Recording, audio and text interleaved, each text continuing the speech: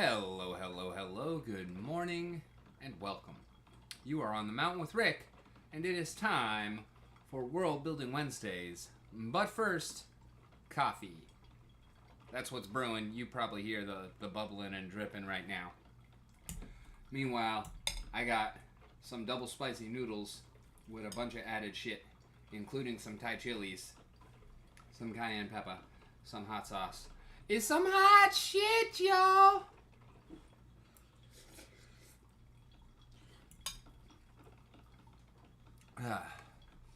I think we will shortly be joined by Mr. Ben. We have some things that we are working on for tomorrow. And in the meanwhile,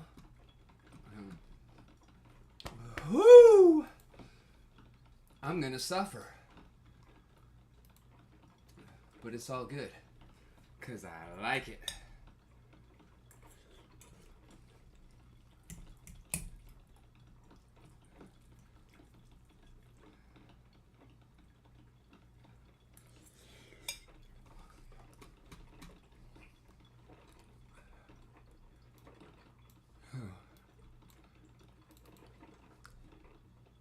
But while we're waiting, let's go ahead and get some music going.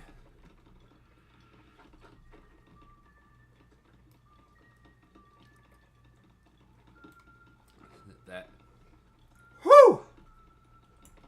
back up over there.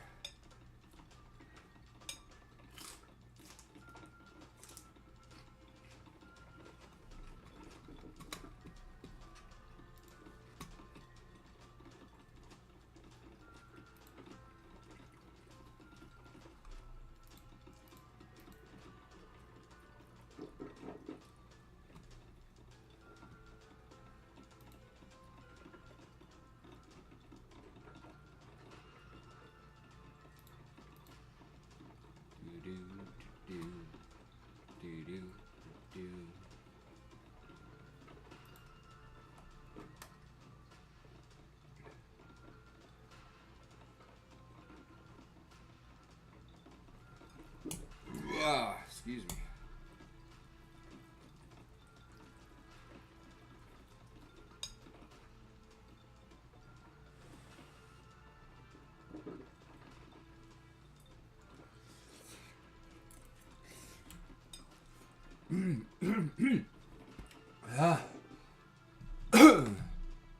Yeah, that's hot. Woo! Lights.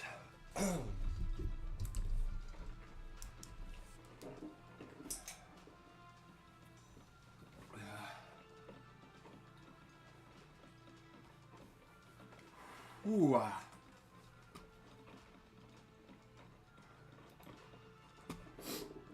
Whew.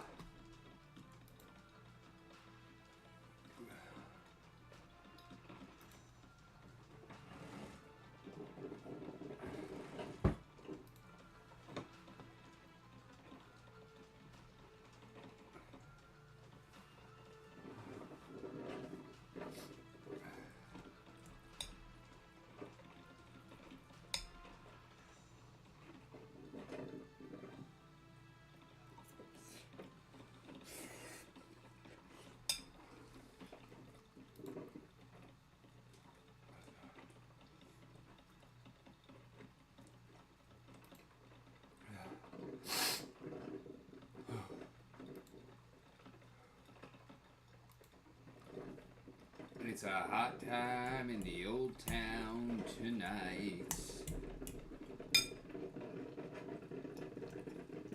In jail again? Well, fuck it, you.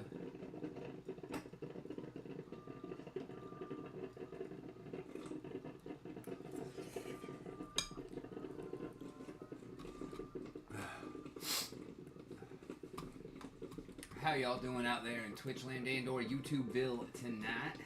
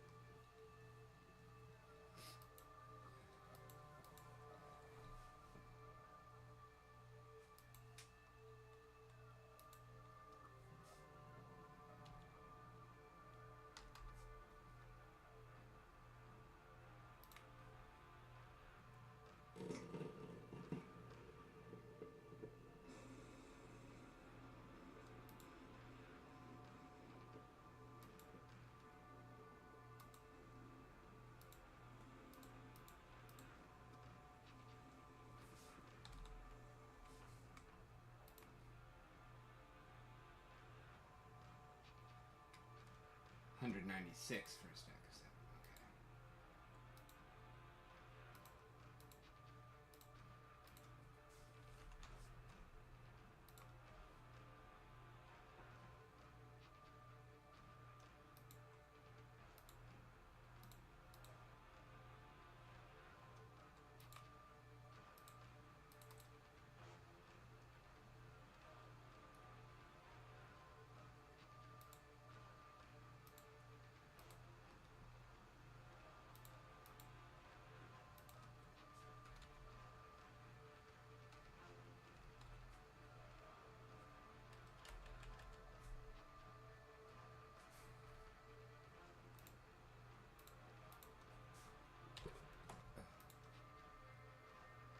196. Okay.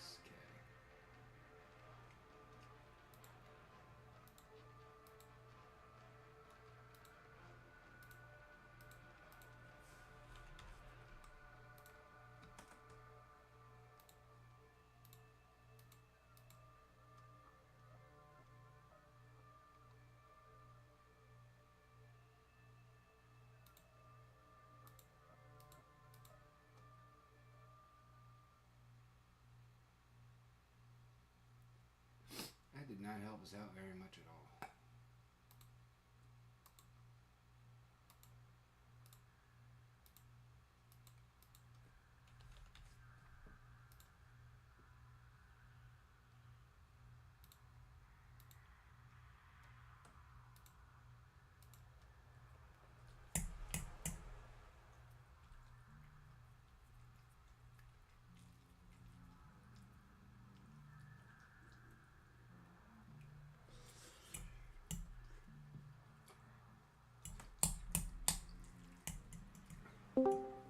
Yo, yo, yo, what's good?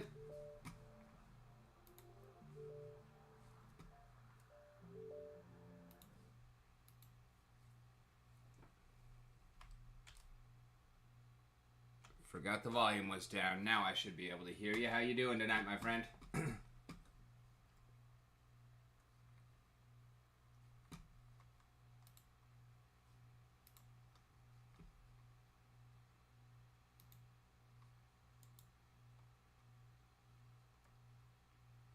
Okay, I don't have you muted. And it looks like you don't have you muted. There we go. Maybe. I heard some static. Volume on your side isn't the problem. Okay, there we go. Now I got you. Just me finding my stuff. Gotcha. Well, volume on my side was a problem as well, because I had it super low for the music.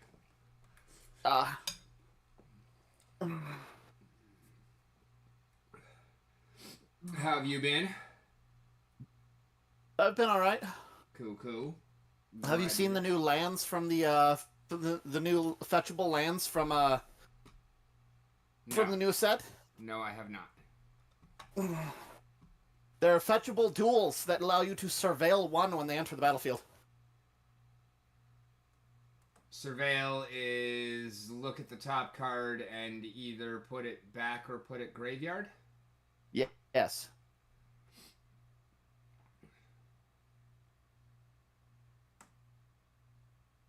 But the fact they're fetchable, they're basically temples but fetchable.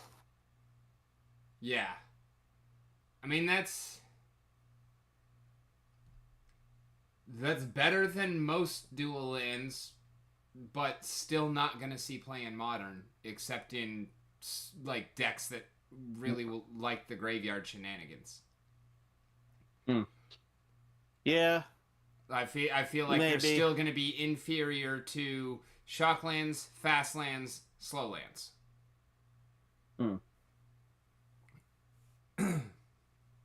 Oh hey! Oh cool! Agres Kroos is back. He was the main character of the first Ravnica. Wait, so this is a fourth Ravnica? It's a small set on Ravnica. Yes. Well, not small set. It's 233 cards, but it is a it's not a block. We're not going to be here for any longer than than one set. Okay. Mm-hmm. So are the shocks reprinted?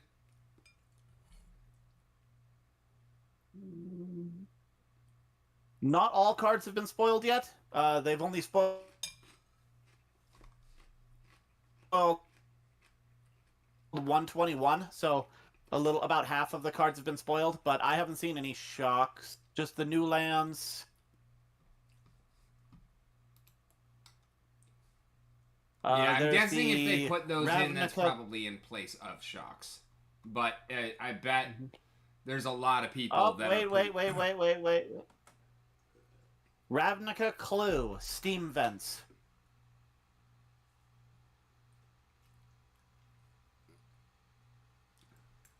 If they've got one in the Clue in the Clue expansion, they should have um, shocks in the main. It would be my guess. Clue, as in like Colonel Mustard in the kitchen with the monkey wrench. Yeah. Mastermind Plum, Senator Peacock, with the lead pipe in the library. Library's a land from the Clue set. So is Dining Room. No, I was just verifying that I understood what you meant by Clue. I did not Yeah. know that there was a Clue set. The Clue, there's a Clue tie-in to this because the set's Murders at Karlov Manor, and so it's like a Magic the Gathering murder mystery. Gotcha. Mm-hmm. So is like the lead Clue pipe mechanic returning big time? There's actually a good amount of investigate. Yes. The lead pipe is a card. It's a artifact Clue equipment. Clue equipment. That's interesting. I like that. Mm-hmm. 1 black, equipped creature +2/+0. Whenever an equipped creature dies, each opponent loses 1 life, and then you can sacrifice it like it's a Clue. 2 sack, draw a card. Yeah, kind of like your sunflower foods. Equip cost of 2. Yep, equip cost of 2. Then there's Knife, which is also Clue equipment, but it's red. But in that particular the Clue tie-in, they do have Steam Vents, which means I would expect that it's that the others are in there. Because I would feel that they would probably piss off a lot of their remaining fan base by going back to Ravnica and not reprinting them. I don't know. I don't think it would be that bad of a problem, given they've been reprinted a good number of times, and they were reprinted not too long ago in the special special unset with their special space art.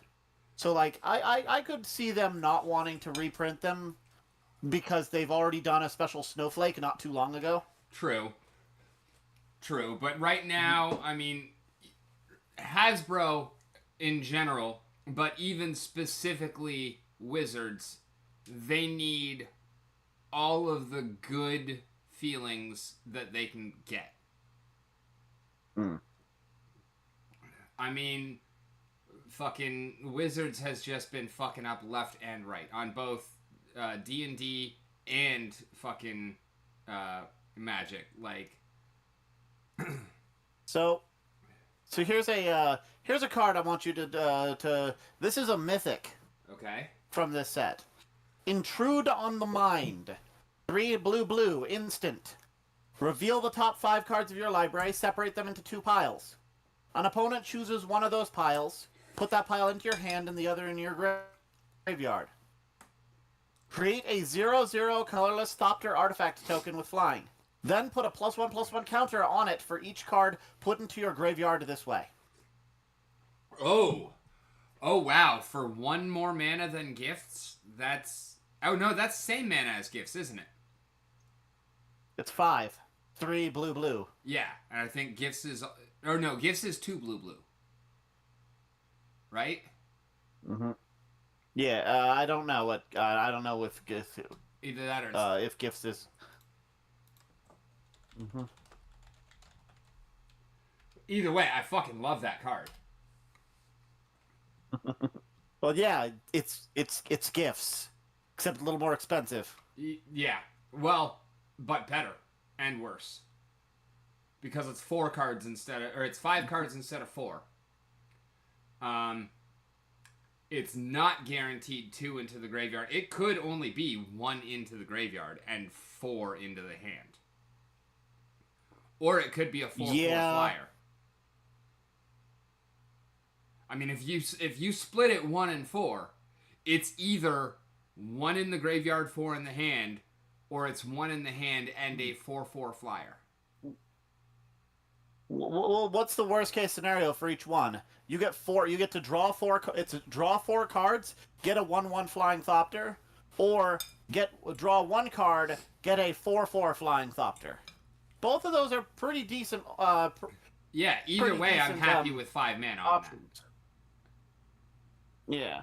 Admittedly, it is reveal top 5. It isn't actually like gifts where you search. Which is true, but it's also you don't have to have different name shenanigans. Yeah. Like So, I can put a Manamorphose in both piles, so you have to give me a Manamorphose. So, there's another mechanic in the set called Disguise.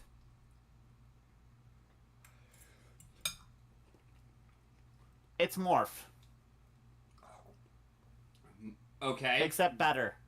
Because it doesn't have to be a creature? Just guessing here. No, I don't... you may cast this card face down for 3 colorless as a 2/2 creature. With Ward 2. Oh. Then turn it to face up anytime for its disguise cost. It is literally Morph, but better. Mm-hmm. Anywho.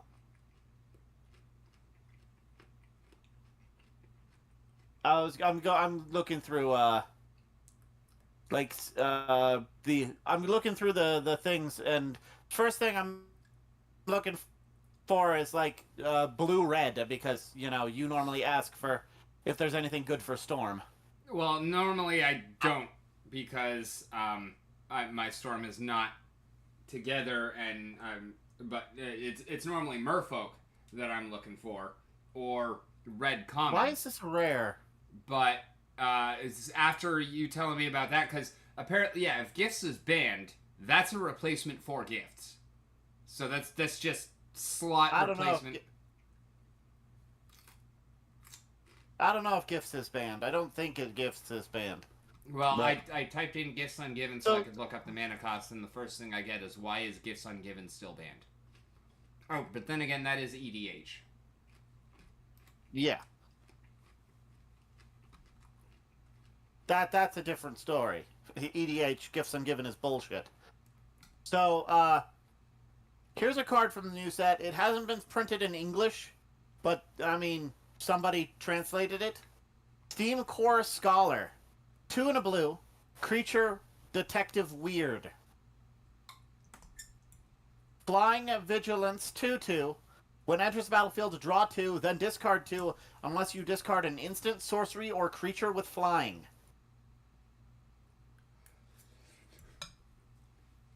Why is this a rare? That does not seem powerful enough for the rare slot.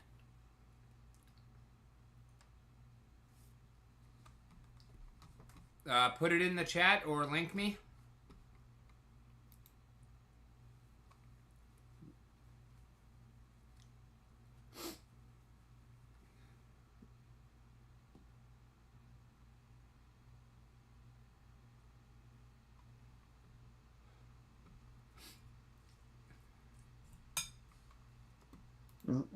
Sent the link to. I sent the link in chat for the one I'm looking at. 3 mana, 2/2 Flying Vigilance. ETB, draw 2, then discard 2, unless you discard 1. Okay. I mean, it's a pretty strong fucking card. It's a 2/2 flying vigilance that tacked on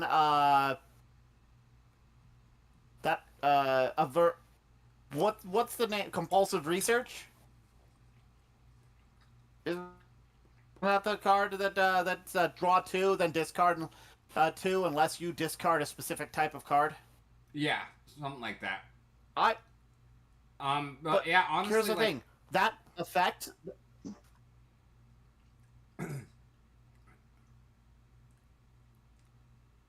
I feel like this is fine. That effect is flying vigilance. I don't get why it's a rare. It doesn't seem powerful enough for me to be a rare.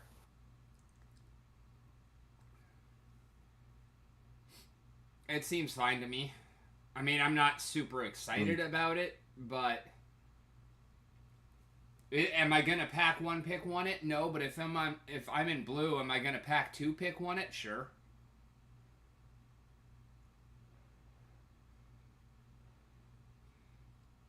I think the strangest thing about the card to me is, well, and this is probably just because of the translation from, I'm guessing, Korean. No, that's Chinese. Um, I think it should be a weird detective because weird is species, detective is class. Not detective weird, but that's probably just the translation. Probably. So there's a new card type called cases. Cases. Mm-hmm. So, like, They new card represent type mysteries as in to solve. Goyf can now be an 8/9. Uh, enchantment type. Oh, So they're okay. enchantment dash Okay, so subtype. Cool. case. The cases have 3 abilities You're breaking These up big time, my friend. listed top to bottom. First is a standard ability with no additional rules attached to it. It's always active. I don't know why I'd be breaking up. What the heck?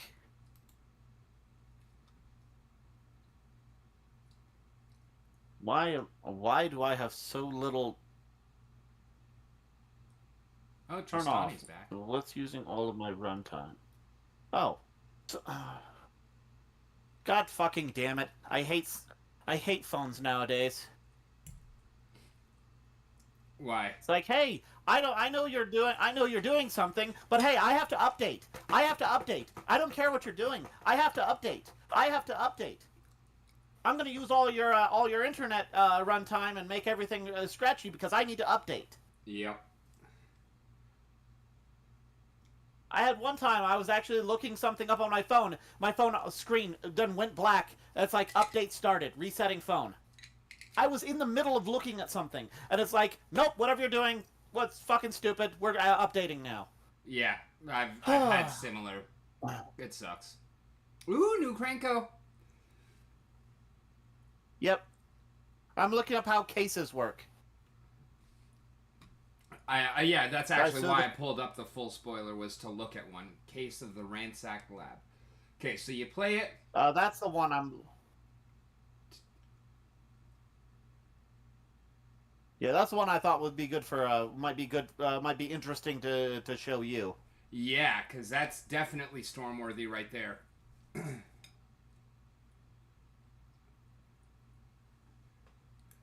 Okay, so they have a first ability at the top. They have a condition to solve to unlock the third ability. Oh my god, and that third ability.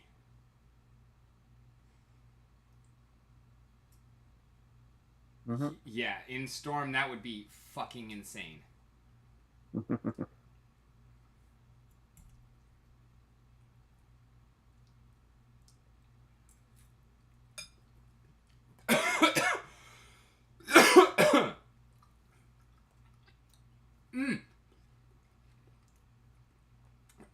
And it's only at the beginning of your end step, which means that basically I choose.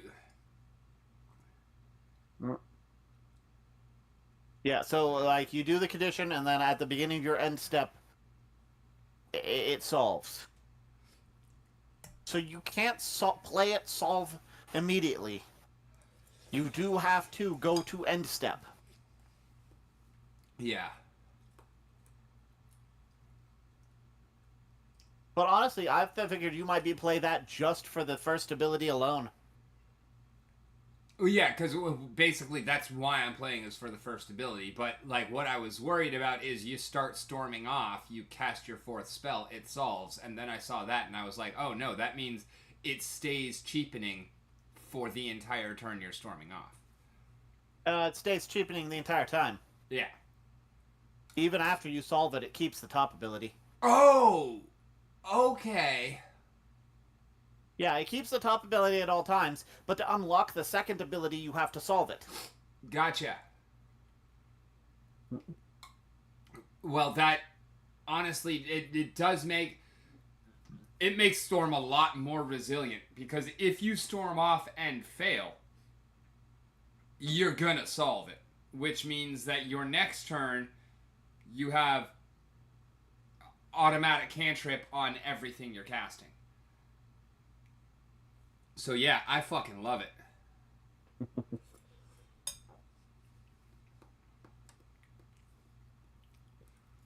Wow, crime novelist is bullshit. There are going to be decks that break that so hard. Oh yeah. Oh yeah. Eggs is Yeah. I mean, it's a 3-mana it's a 3-mana combo enabler.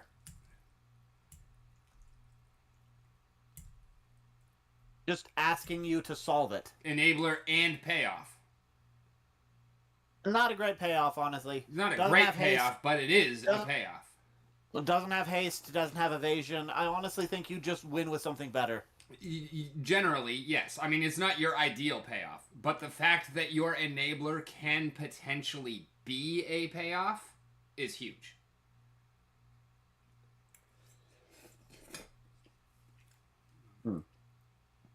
Especially in red, because fling.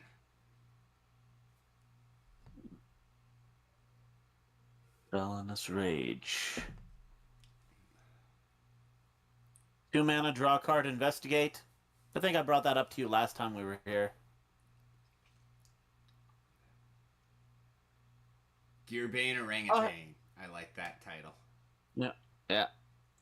Galvanize. 2-mana, 3 damage to target creature. If you've drawn 2 or more cards, 5 instead. Okay, that's not... Meh. Meh. Felonious Rage seems not terrible.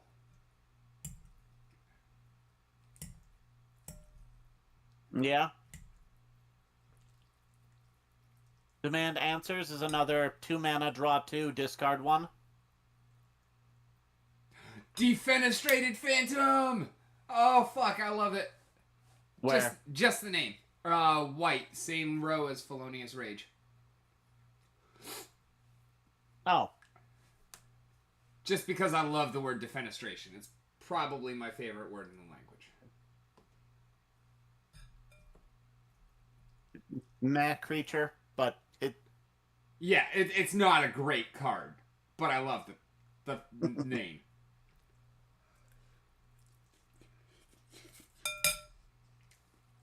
We heard you liked Thraben Inspector, so we made a Thraben Inspector, except we called it something different. So you can now play both of them. Very bottom of white, Novice Inspector. 1 mana, 1/2, ETB Investigate. Yep. That sounds familiar. Yep.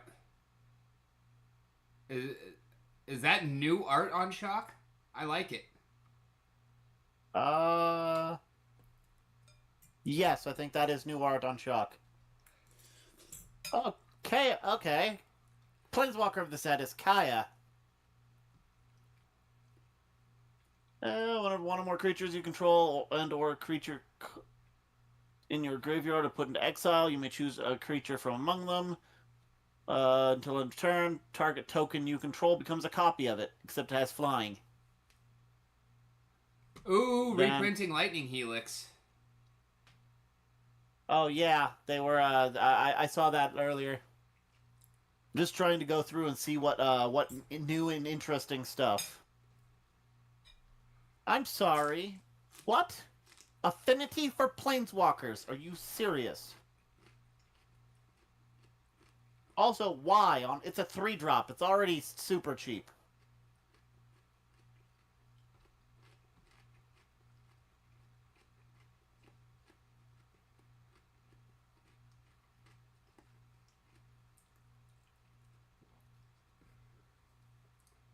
That seems weird.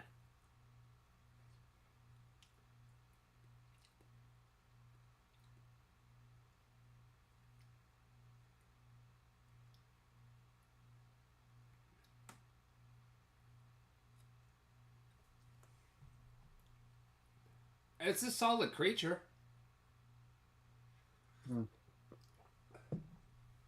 Yeah.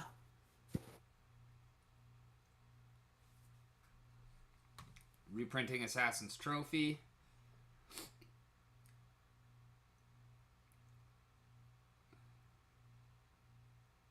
I am excited about some of these reprints because, like, Helix and Trophy are actually pretty fucking expensive, right?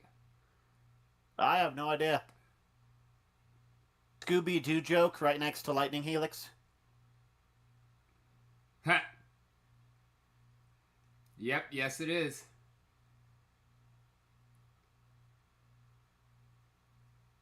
And I do like the card that's right next to that, just because of the flavor text.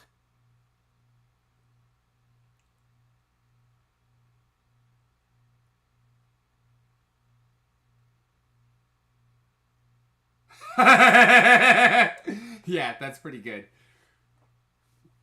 That's pretty good.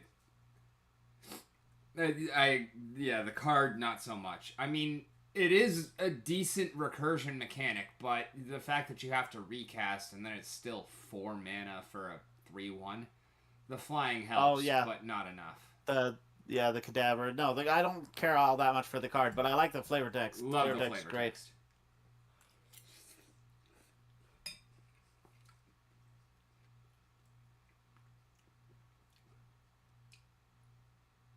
Ooh, suspected, so that's a new mechanic, I'm guessing. Which card's Dawn? Deadly Complication, next to Curious Cadaver.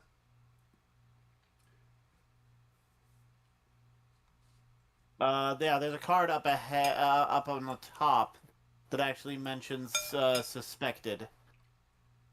When enters battlefield, suspect enchanted creature. Suspected creature. Basically, it's those rolls from the earlier ones, like you got the monster roll and you got the, those from the last time we went to Eldraine. No, because I was not playing last time we went to Eldraine. Well, neither was I, but when the spoilers came out, I did mention them. They're like pseudo enchantments. You denote something with a roll and it gets such and such ability.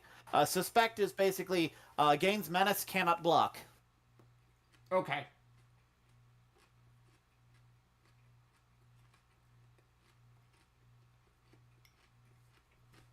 Oh my god.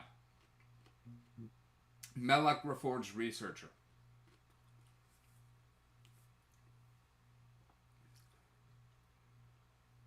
Yep. That's a storm card. Too expensive.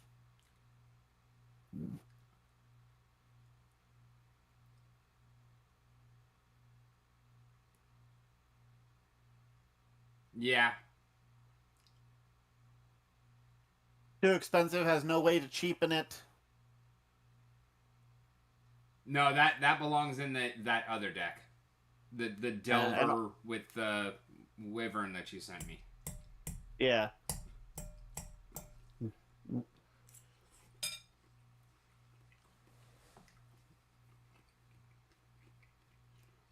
So far.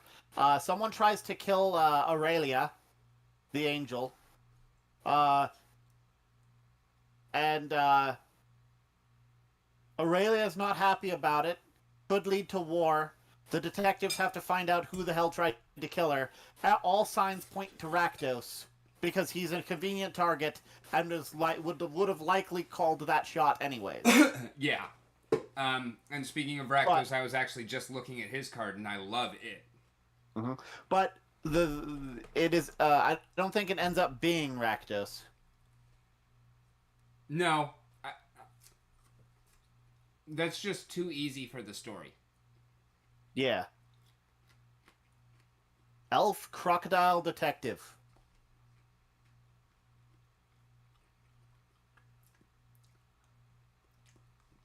Undercover Crocodile. I love the fact that there is a detective lord.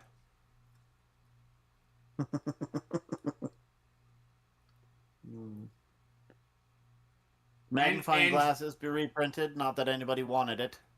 And Dog Walker. Like, can we just take a minute to appreciate that there is actually a card named Dog Walker now? Hey, dogs have actual support nowadays. There are multiple lords for dogs. Cool.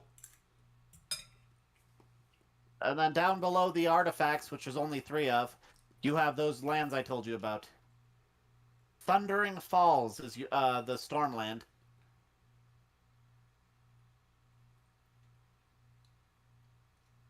Yeah, I mean, for that color combination, also for Undercity Sewers. Like, for those two, I feel like these might be decent. Or, sorry. Thundering Falls and Underground Mortuary is what I meant. Damn you, Ravnica, for not having very many merfolk. Look at the commanders. And look at the green, white, blue commander. That is a goddamn merfolk. Oh, wow. That picture. Look at those full art basics.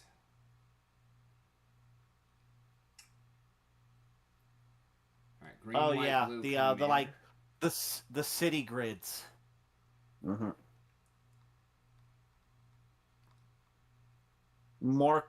Morshka, Undersea Sleuth. Look at that artwork. I gotta find her. I'm looking.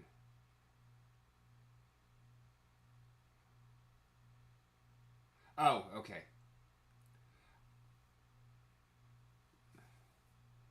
Vidalcan Fish Detective. Yeah, why is that not a merfolk? Because it has legs. It needs to be a merfolk. I don't. The merfolk from Ixalan have legs. That's not a good excuse. Well, that should be a merfolk. Honestly, that means that the merfolk from Ixalan are not fucking merfolk. But yeah, Morshka Undersea, that should be a merfolk. Veldekian a fish. I agree. It should be a merfolk. But when you asked why is it not a merfolk, well, because it has legs. It should be. There's only one merfolk with legs, and her name is Ariel.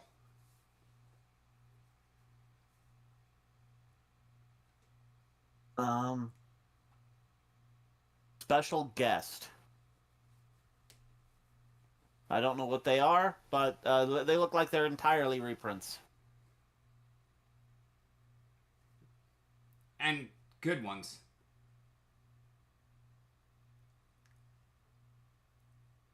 Gamble.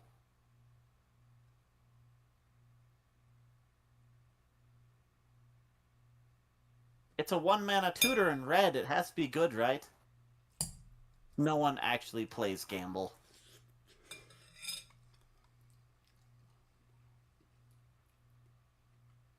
But it's funny.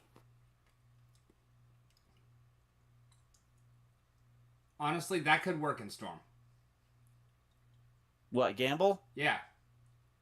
Legacy, unfortunately. Oh. But yeah, I mean, since its discard goes to the fucking graveyard, that's still my hand. Yeah. Mm-hmm. And then down at the showcase, they have cards, but they're like their case files. Cool. Which is interesting art. An interesting art way. Yeah, I dig it. But this is exactly like one of the things I've been hating about the way that Magic has gone is like there's just too many different versions of every single card that they print now. Agreed. Like I understand how you get, different versions across reprints and different sets, but there should not be 5 versions of the same fucking card within one set. Mm-hmm. And then each of them have foil and non-foil. Yeah, I can agree with you there. Oh, wow. This is a fucking serialized... Do you see that? What, where? Keep scrolling down to Aurelia the Law above. Oh, yeah. Yeah. Fucking X out of 250.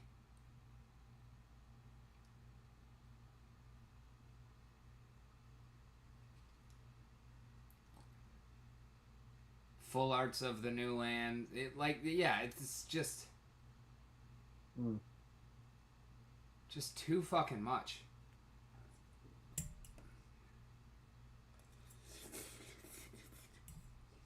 I will say, the card above Aurelia... cute.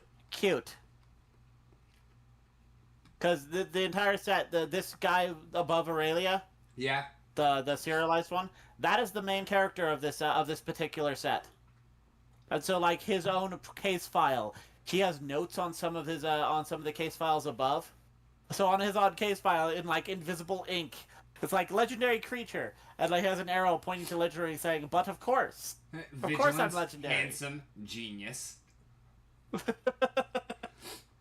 Master is underlined. Yeah, I like it.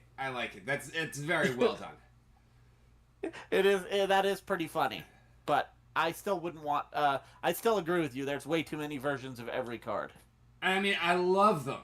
I do. Like these, especially these ones up here. Like that frame is fucking amazing. Look at meddling youths on this one. The Scooby Doo joke. It's even more to the nose. Often seen in the company of a strangely intelligent hound. Lols. Yeah. Wait, so is Dogwalker Shaggy?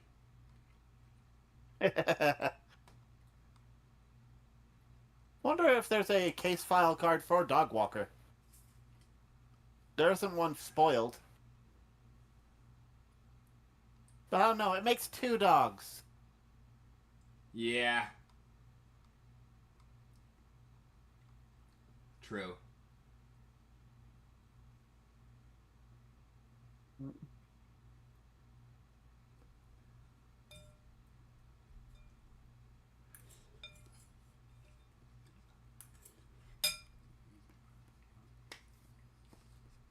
Alright, so anyway, moving past Hasbro.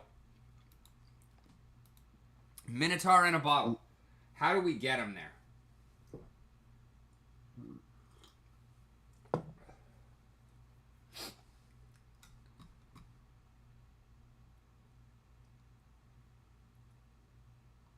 Give me a sec.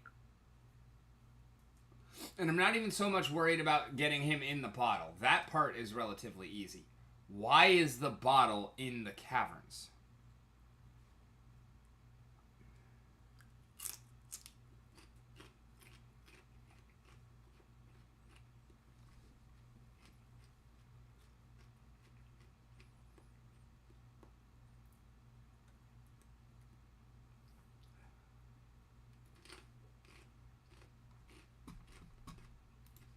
That is not the one I wanted.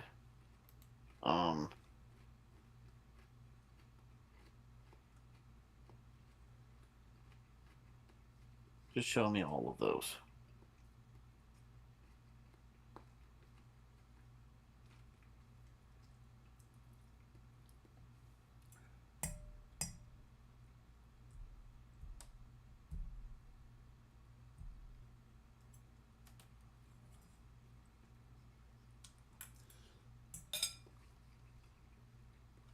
Okay, let me take a look.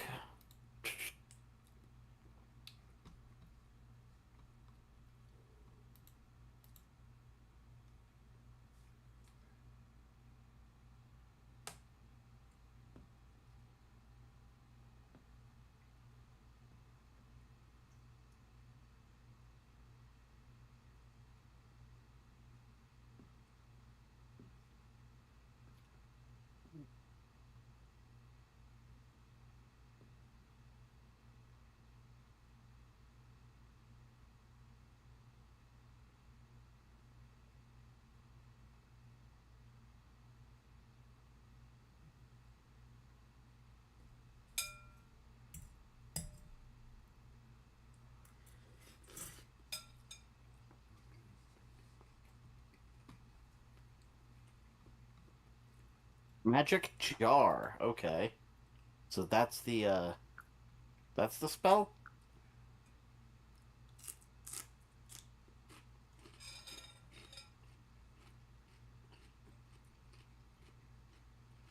Okay.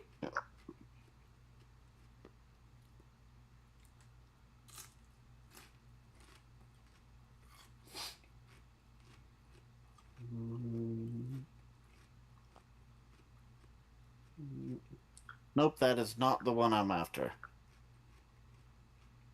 There is a spell that lets you put somebody in a magic jar.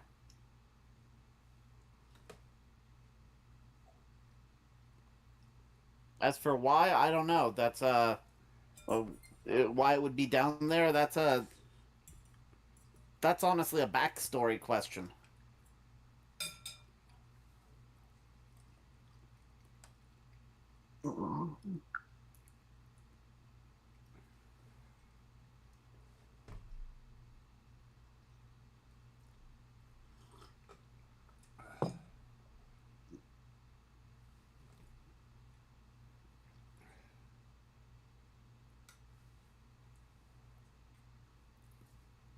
All right. I think actually I have an idea here. So, Minotaur is one of the first races. We know that kobolds came from the first, or from the Saurian who liched himself. After Lich became Lich, kobolds already exist. Lich starts causing problems in the world. Early on in the world, Minotaur, probably with others, goes after the Lich. Gets trapped. Falls into a trap. Gets suspended animation, made tiny, put into the bottle. Done. When this Lich is destroyed, Skriel kobolds are looting what is left of his area. That's how the bottle comes into the caverns. Also, gives a way to where Kyla could possibly know that he is there. Probably wouldn't know much about it, but like would be able to say, like, when the party comes across it and people are like, well, what the hell is this? Is it some kind of trap or something? You'd be able to be like, oh, no, that was there whenever I was here. Just like that you recognize it. Also ties in with a couple other plans that I have for... Actually, yeah, Kyla could have been there when that was being brought in, because I know when that Lich got defeated. Yeah, that ties in fucking perfectly, actually. And it means that fucking Minotaur, while he hasn't been able to see much, because I do visualize that he's, you know, aware, alert, like he's like can't look around, can't move, but is registering, and like his senses are active, and he's been around for 300,000+ years. 300,000. Yeah.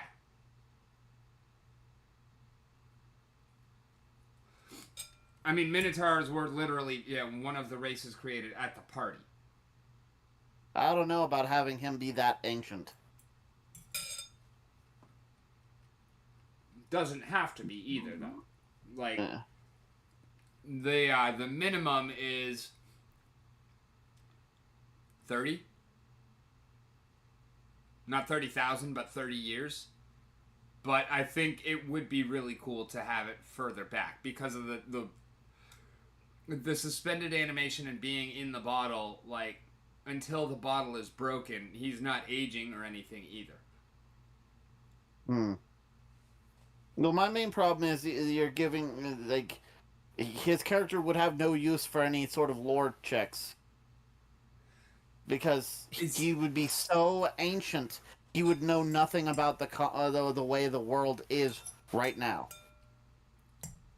Too much has changed from his time to this one. Like, even if you cut that in half, too much still would have changed. fair. If he has to go, what's a human? That's too far.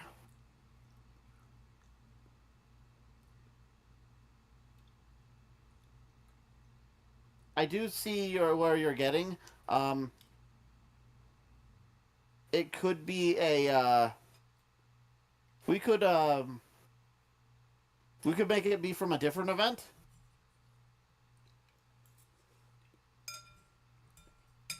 Like that magic jar. I mean, that would be considered a treasure, wouldn't it? Yeah, kind of, maybe. I mean, it'd really be on the eye of the beholder as to whether it's recognized as such. Well, like kobolds are spellcasters. They do have natural magic. Yeah. And so, like, we find him in a lab where someone was inspecting the magic on the bottle, keeping him that way. You know, somebody, like, it was brought from somewhere else, and it was a unique research piece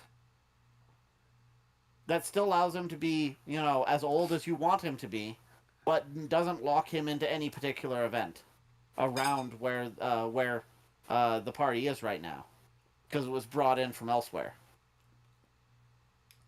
Yeah. And honestly, that still fits in with that original storyline. Like I said, the timeline on it is flexible because that lich was around until fairly recently. Okay. Like that lich died within living memory. Wasn't that Kofio's? No. No. No, Kofio doesn't have anything to do with liches. I thought she worked for one. Sorry, I thought she worked for one.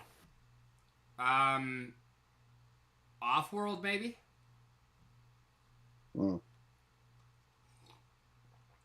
Or I don't remember at least going over this storyline, but do you have any other details about it that you remember? Help refresh my memory. No, I thought there was like I thought it might not have been her, it might have been another character, but I thought like there was a character that worked for a lich of some kind. Yeah, And then like you are thinking correctly, just not Kofio. Okay. Wow, that is a terrible card.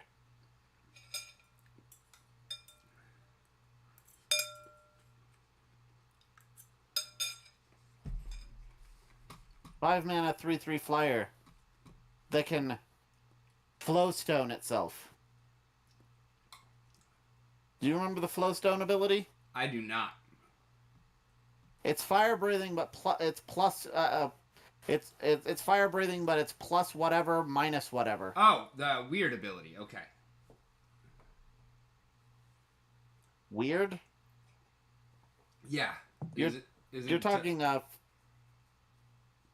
Petra Hydrox had that ability from the original Ravnica, and it was a weird.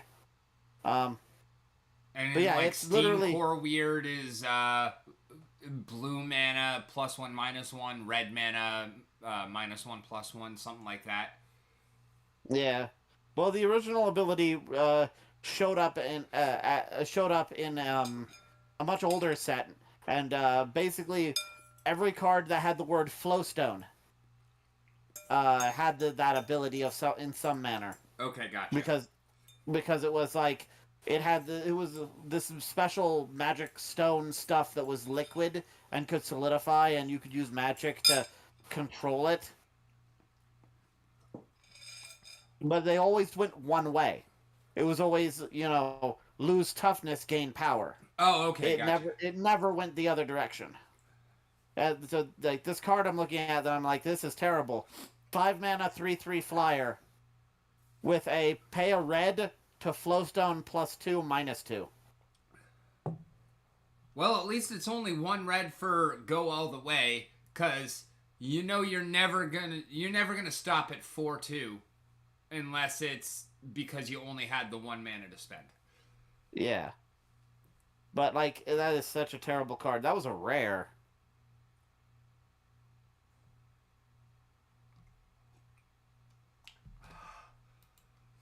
Oh, that was hot.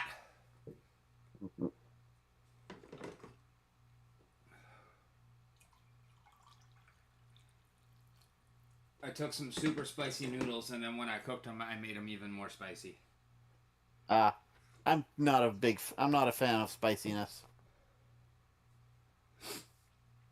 I can do spicy as long as it's not over spicy, but I will say I don't like Thai food, but that's mostly just because I don't like coconut. I'm pretty Which sure that you would put what I just ate thoroughly into the too spicy catalog. Yeah. And Steven would put what I just ate into the not spicy enough catalog. Yeah, there are people out there. Wow. That card is even worse. It's from the same set. 4 mana, 1/2 flyer. Pay 1. Discard a card at random. +2/+0.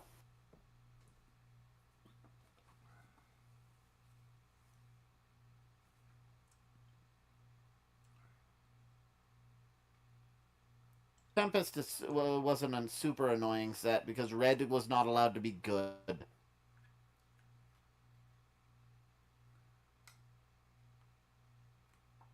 Tempest was all about, because Tempest is as old as it is, I'm okay talking about it because it's before Hasbro got involved.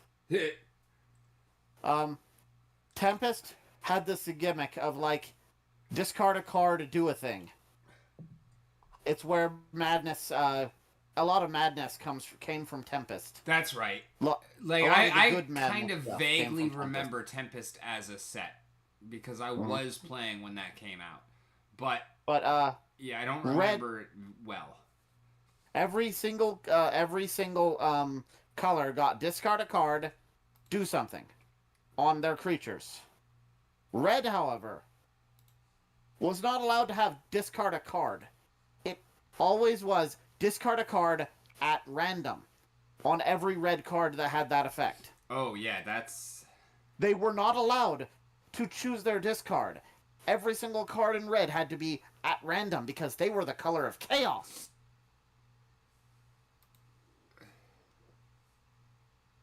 It meant that red was completely shit and no one played it. yeah. There were like 2 playable cards in red. One was a creature with madness. One was fiery temper. I know Fiery Temper.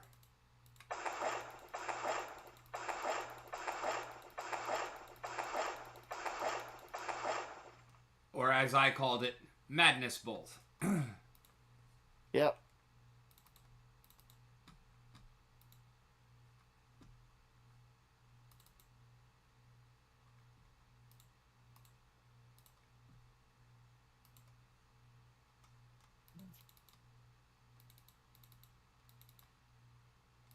Hmm.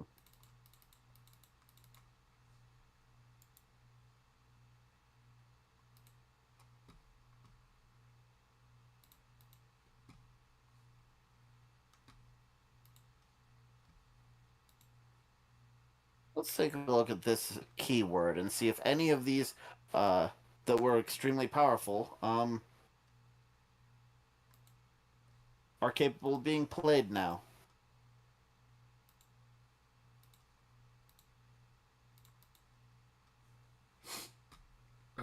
Okay.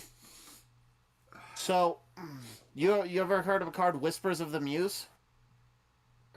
Sounds vaguely familiar. Can I recall it? No. 1 mana instant. Draw a card. Buyback. 5 colorless. Okay, yes. I think you have played that against me and bought it back multiple times in the same turn. No, I don't own any of that one. But I have mentioned that, I think I've mentioned that card was a part of a combo deck called Draw Go. The deck had 1 creature in the entire deck. Everything else was instants and sorceries. Mostly instants. Someone else jump on? No, that's ad.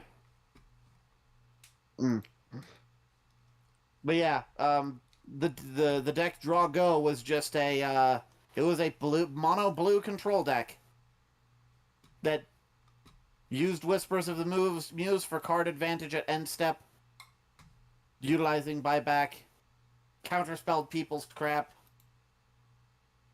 and beat the crap out of you with manlands.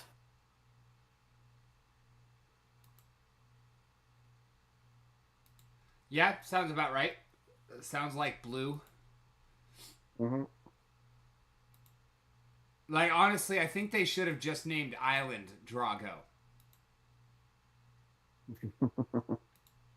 Well, then there's Forbid, which is cancel with buyback. Discard 2 cards to buyback. Oof. Yeah, that's a steep buyback. I don't like that one. It is a steep buyback, but in Draw Go, you had Forbid. Let me bring up the list for Draw Go, actually. And I would absolutely be that guy that would name that deck Ivan.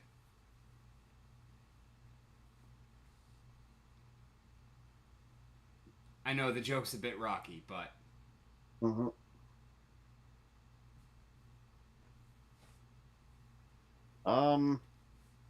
Let's see. It's there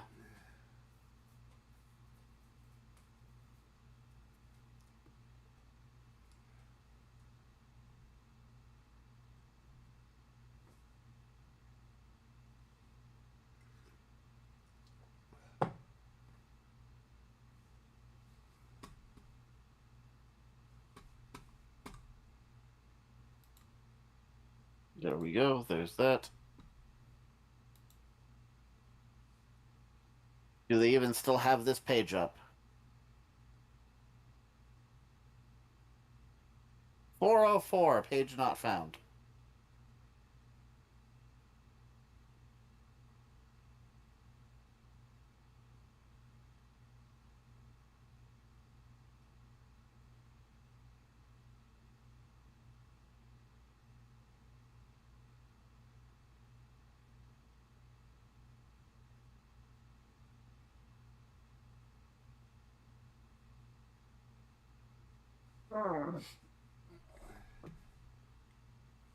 Alright, original Draw Go deck list.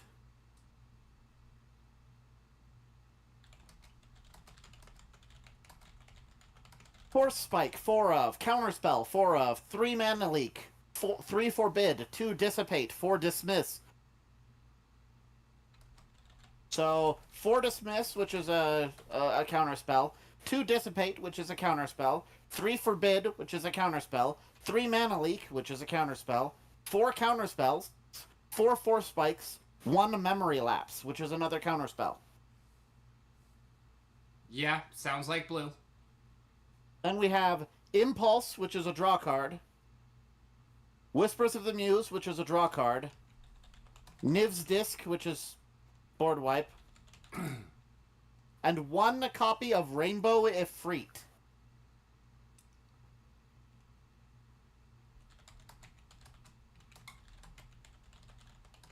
Which is a 4 mana 3/1 flyer that you can pay 2 blue to, and it phases out.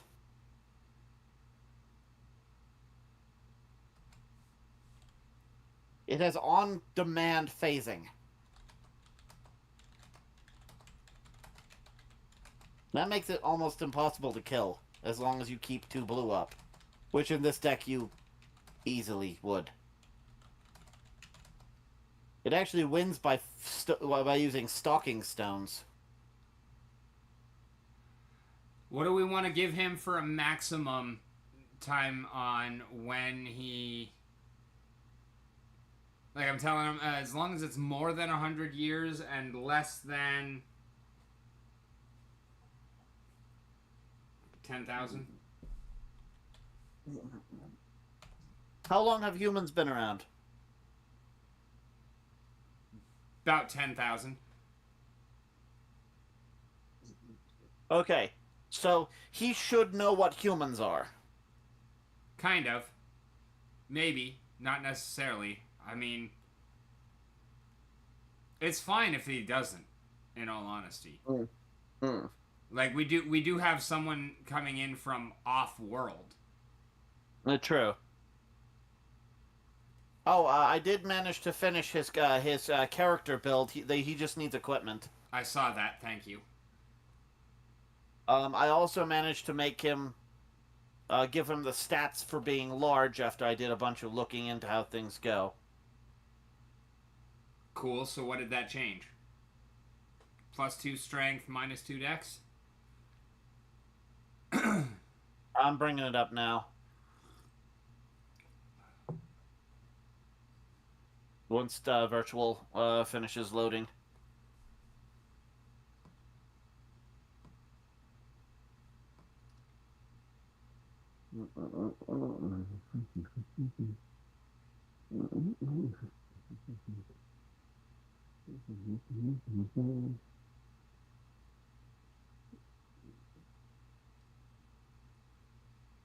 And with that being the case, do we want to make him -6 +6 temporarily because he is tiny instead of large? Because that's 3 steps, right?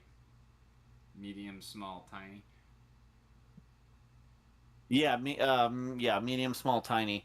Honestly, as far as that goes, most every spell that I know of or have heard of that traps someone in like something, like traps them in something small, they return to their normal size once it's broken. Yeah, that's the problem, guys. I don't want that to happen because I want him to be able to join the party and actually be able to act and whatnot without becoming large. Because if he's large, he cannot move in these tunnels. You can just you give us all magic. You can just give him the access to the first level spell Reduced Person. That brings him down to medium, which everybody else is.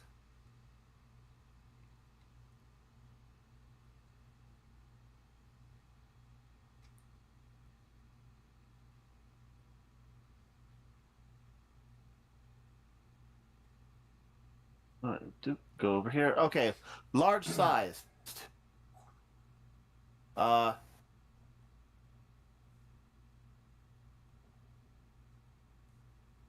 I've already put it in, but large sized adds +5 reach,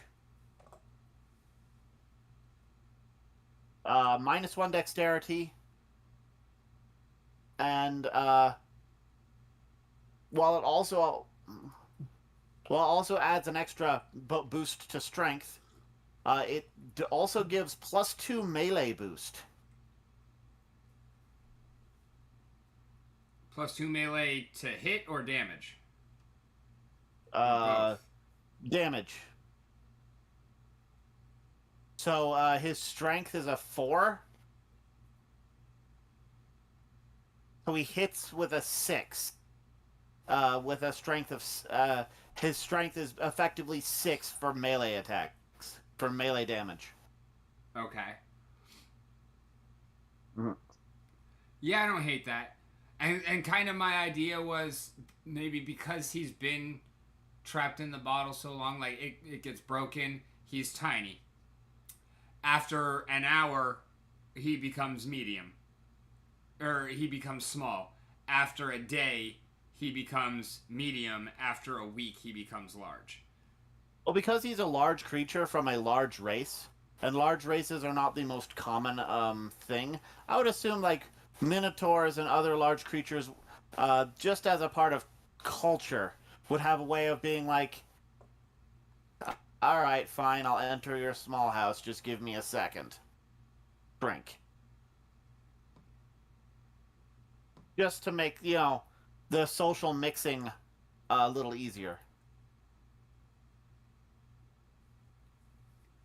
Which is why I was thinking we just give him reduced person as the as a spell.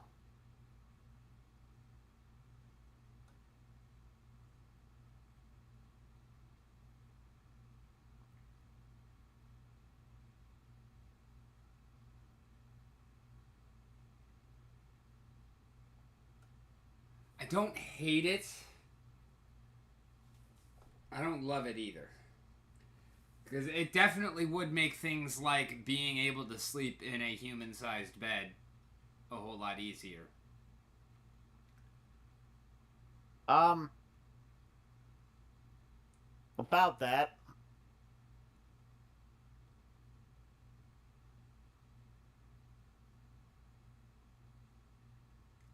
I do kind of feel like maybe most Minotaurs are on the large side of medium, and he's just large even for a Minotaur, which is why he is a large creature.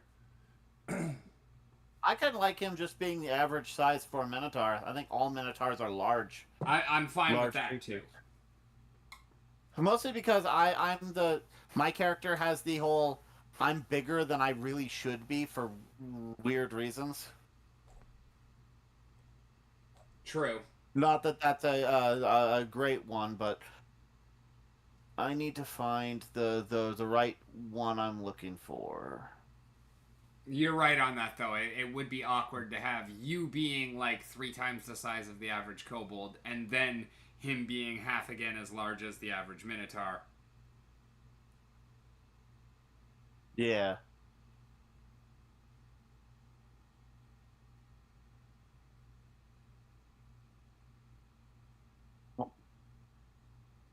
Is that it?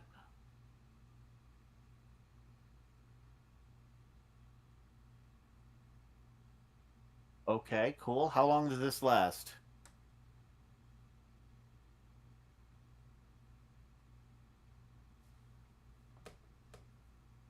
Okay, so there is a spell.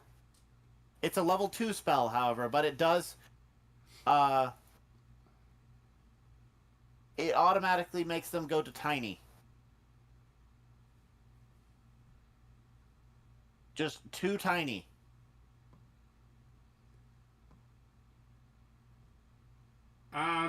I was not thinking that he made himself tiny. I was thinking that the No, trap made it's him tiny. yeah, it's not something that I was looking. I was just trying to find like reduce person to just go down by 1.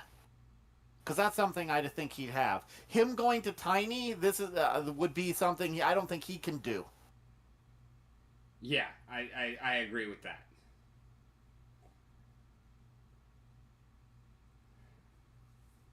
Yeah, I guess we could give it to him as a charisma based spell. Um,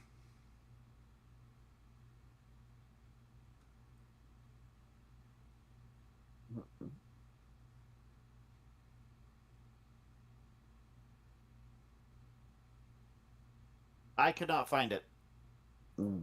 it's Pathfinder 2e does not have a minus.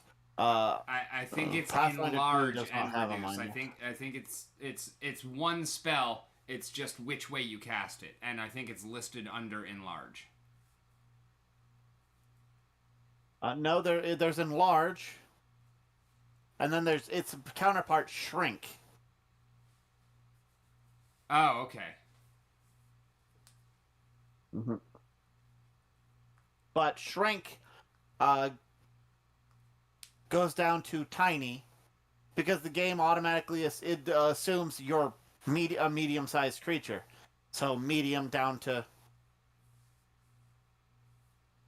They changed it that much? That's crazy. Because enlarge, reduce D&D is definitely just one step. What's good, Jim? Welcome, welcome. Hop in the voice if you want to join us. By rules as written, yeah, this is a spell enlarge. Bestowed by magical power, target grows to size large. This spell has no effect on a large or larger creature. Huh, okay. Enlarge only gets you to large, and if you're already large, it does nothing. And shrink automatically gets you to tiny. Skipping, I guess it would be medium and small. I'm not entirely certain if small is even in Pathfinder 2e. Yes. Because goblins are small. Right? Pretty sure Half Patches was small. You know what? His character sheet is still in here. It was just moved, so...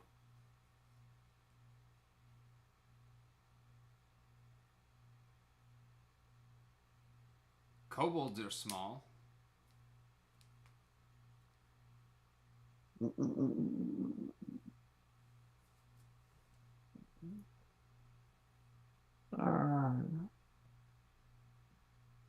Okay, yeah, small does exist.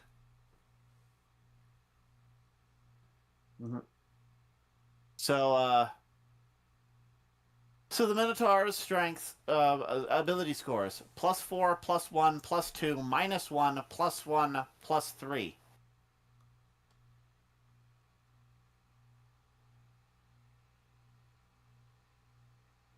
So he has a -1 to int, +4 to strength, +3 to charisma. Which works out well for a swashbuckler.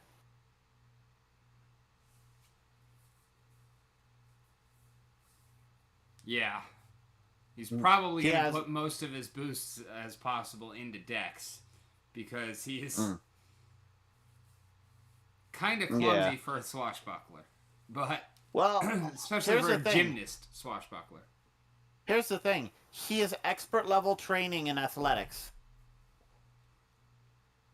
Which means his athletics is a +11. Yeah. His athletics is huge. It's his acrobatics that I'm worried about. Because tumbling is acrobatics. And tumble through is tumbling. And tumble through is how swashbucklers operate. Typically. I mean, there are ways around it. But, like, tumble through is, like, the primary mechanic of the class. Yeah, he's trained in acrobatics +6. Yeah, there's a huge difference between +6 and +11. I mean, +6 is still good for level 3, or at least it's not bad. Here's the thing about gymnast. It's actually athletics focused. Oh, yeah? You gain panache. Yeah, you gain panache during an encounter whenever you grapple, shove, or trip. Yeah, y'all are gonna love him tripping. He has confident finisher, precise strike, iconic gore as his ancestry feat. Class fleets are flying blade, which allows him to do cool stuff with thrown weapons.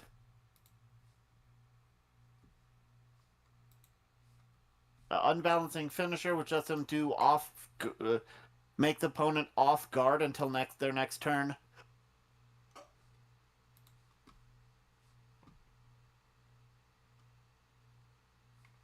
Kill feats. I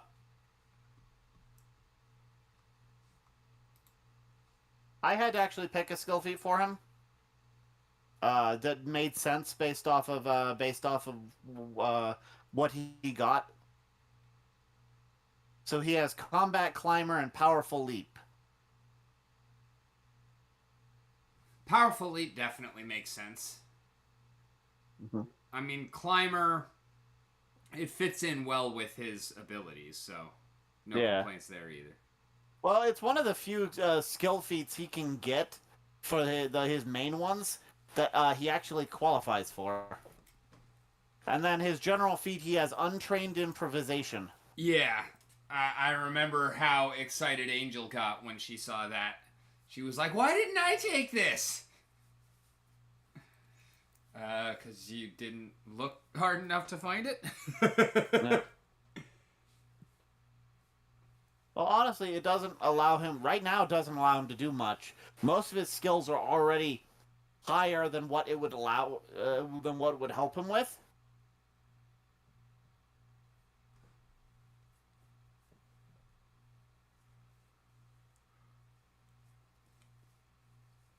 Well, it's like, to help with the untrained shit. Like, particularly, I see untrained improvisation as mostly for lore.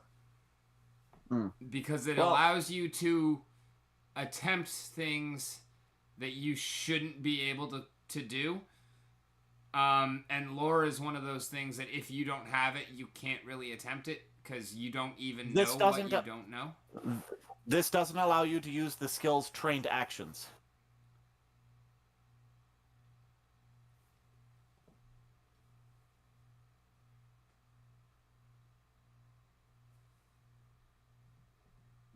So, like, he's untrained in medicine. He cannot use the medicine trained actions that you get for having medicine training.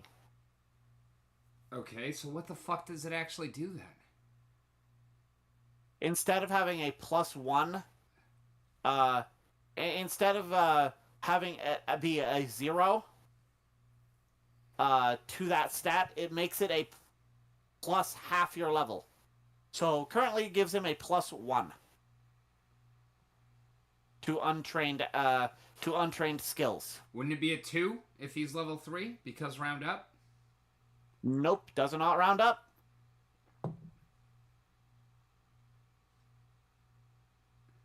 And the only reason I know it doesn't round up is because it automatically updates the proficiencies for it. Oh. Well, that's kind of ridiculous, because you get benefit from it at level 1 and then not again until level 4? Yep. Well, it's you can't even take the feat until level 3. Oh, okay. Yeah, it's a level 3 general feat. Mm-hmm. It does mean that he is not none of his core skills are in the negatives. If he didn't have it, he'd have a -1 to society, a -1 to arcane, a -1 to crafting, and a -1 to occultism. Which are all things he's not going to use, except for maybe society. He might eventually use society. I also had to give him a lore skill. Because I didn't... he had an extra lore skill available that I didn't know what he wanted. I gave him lore alcohol. So he can change that if he wants. Yeah, we'll definitely get his opinion on that.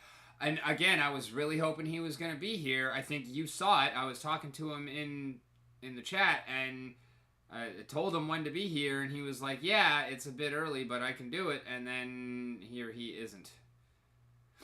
And Jim, you would not have to send in money to play. You would just have to show up to the game like we already asked you to be part of. Like, hasn't changed. You were slated to be one of the players. I still want Seamus O'Connor in the party.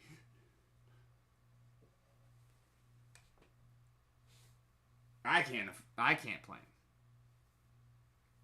I've already got too much other shit going on. I'm already playing one of the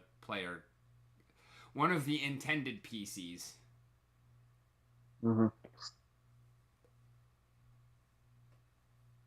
I'm kind of glad that I've been able to just leave her on the back burner and have her interact very little, because I really like the entire reason I was gonna kill her off was because I don't want that like overshining players at all. And also because I wanted to show that decisions have fucking effects. Yeah. I still think it would have been funny if I had managed to... Actually, let me look up half patches in his spell list. I wish you had. That would have been fucking great. Oh. If you had thought of that in time.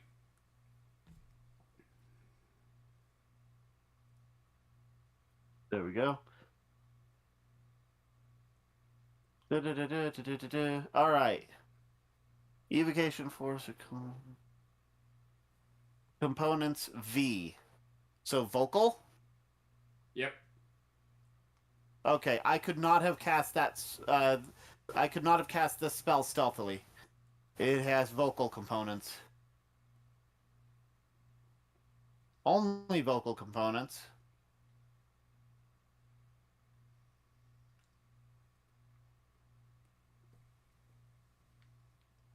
It would have been funny, but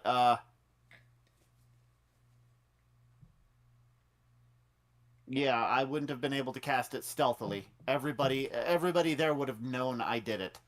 Everybody paying attention would have known you did it. That is true. And to be fair, I don't think anyone was paying attention to you at that moment. That is true.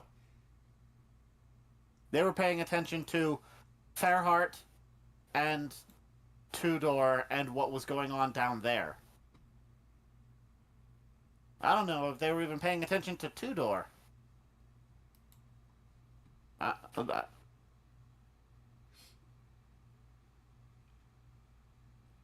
I imagine the nobles probably were. Mm-hmm. The real question is, would they have cared getting that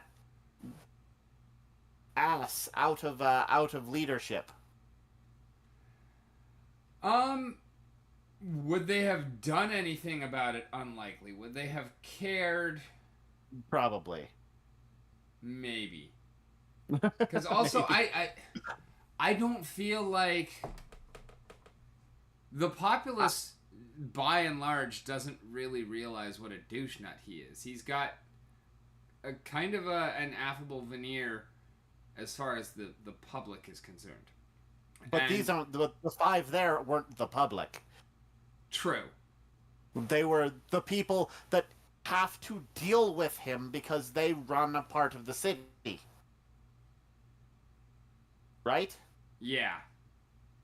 And so, like, they probably know exactly what type of a person he is. Yeah. Now, the real question is, would they do anything about it afterwards, or would they be like, or would they just be like, a terrible accident has happened, but we must move on from this?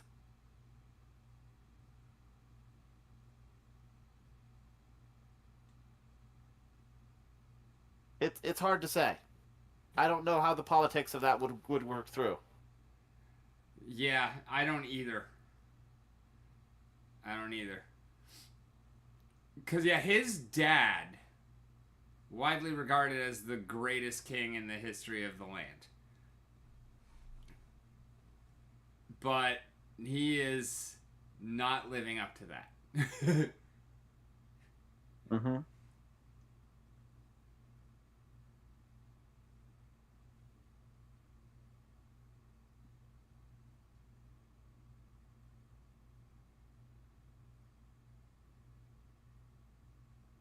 Is there anything else I should do with Zigol's character sheet?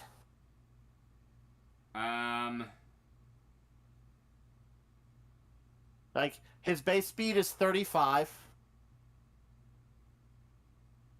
Actually, that brings up an interesting point. Brother Bonk, what's it? 50, okay. Wait, Brother Bonk's base speed is 50?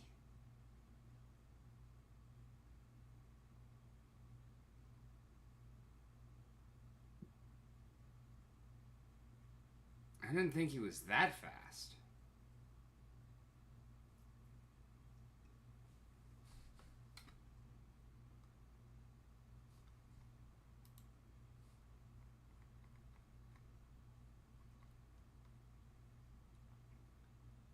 I'm not sure how his base speed is 50. It's not a field I can edit either, so... Oh, base land speed.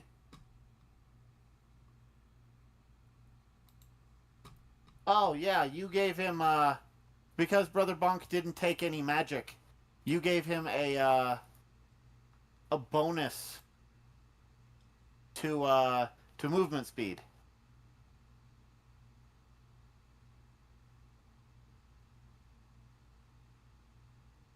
Did you give him a bonus movement speed? Maybe, but not to 50.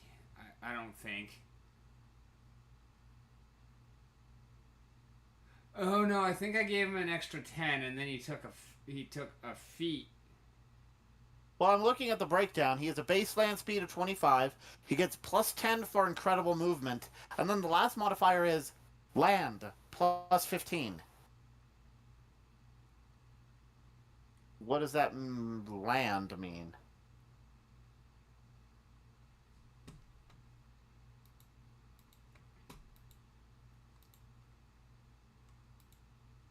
I'm coming in. I might start getting choppy here. Okay. Intimidating glare.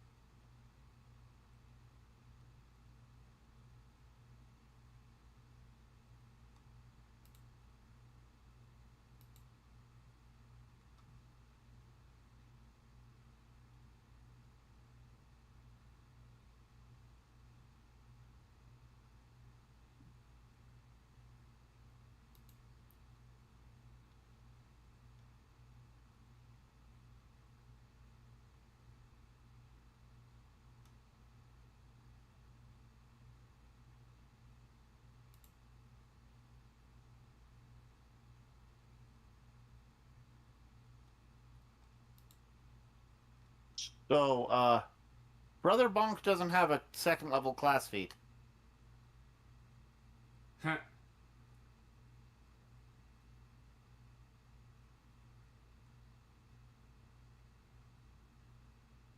They had, monastic weaponry in twice.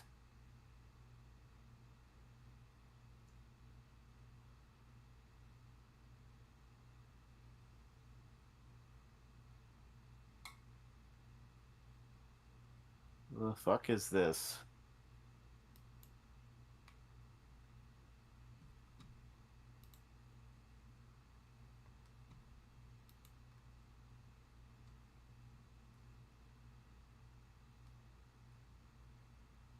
That is so fucking weird.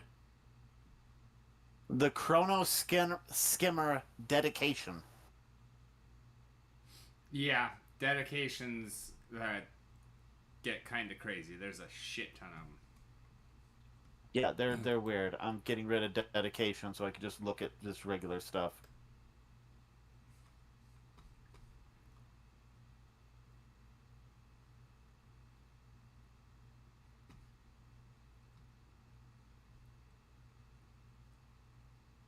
Okay, I think I see what happened.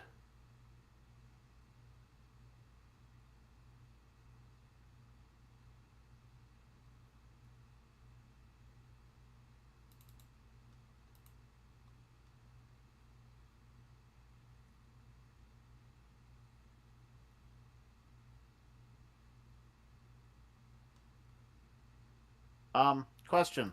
Yep. Uh,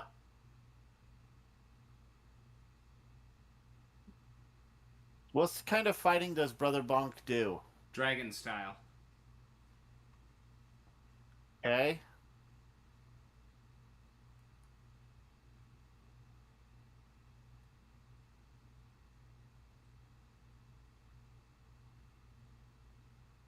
What does that mean? Lots of kicks and shit. Like if you're trying to visualize, picture Taekwondo. Okay. But as far as like mechanics, there is a dragon stance and moves associated with that. And that's what like the he uses in terms of actual.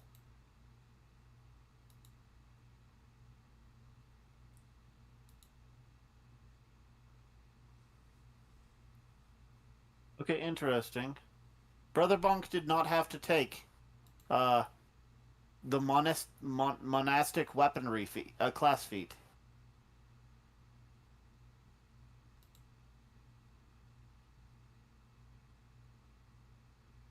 No, he does not. Because he wasn't going to use it anyways. And if you're saying dragon, well, he doesn't have dragon stance. So yeah, let's fix that. So dragon stance in. And then the second feat, I can go with brawling focus.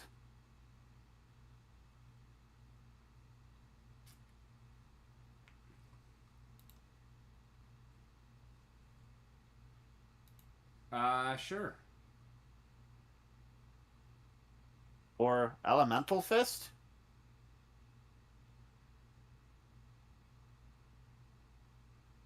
When you cast key strike.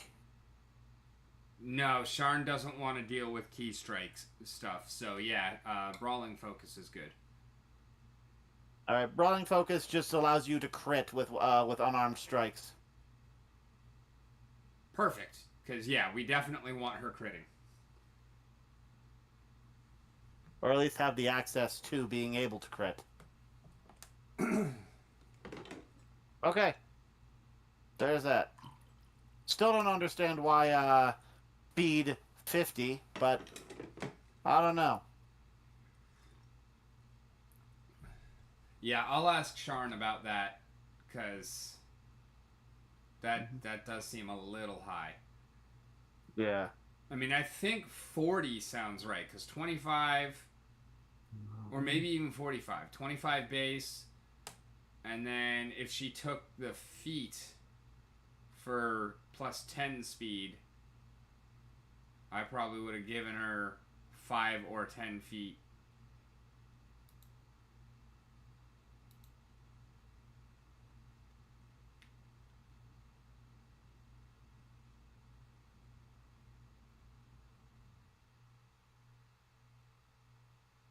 Hmm.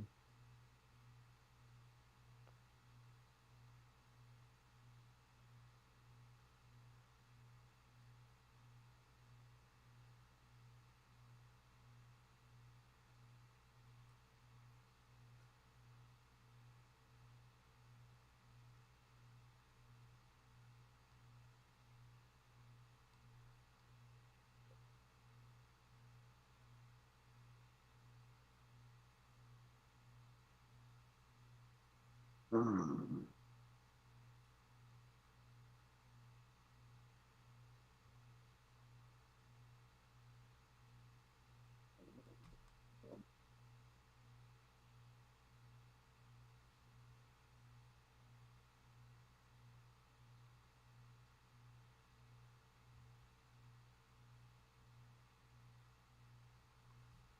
Hmm.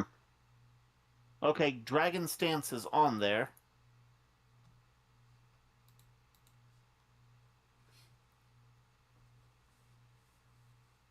Also allows to ignore some difficult terrain, which is cool. Yes. I don't know how to put the damage ability on this.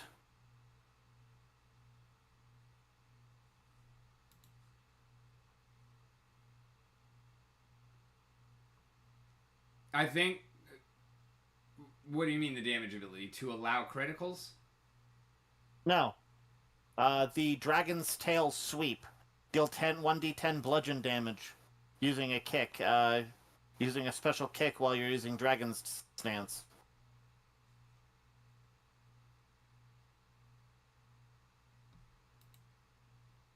I think we have to put her in Dragon Stance first. I tried that, but...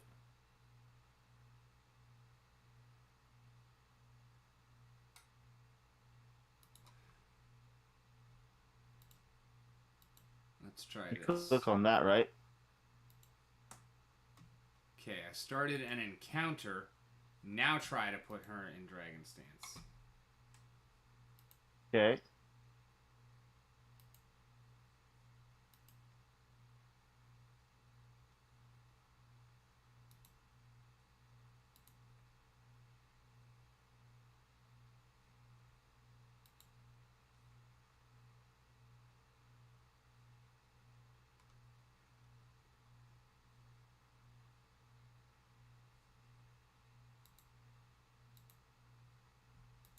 Hold up a sec.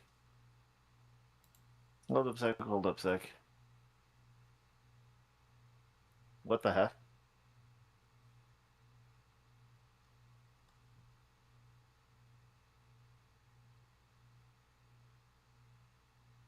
And let's try that.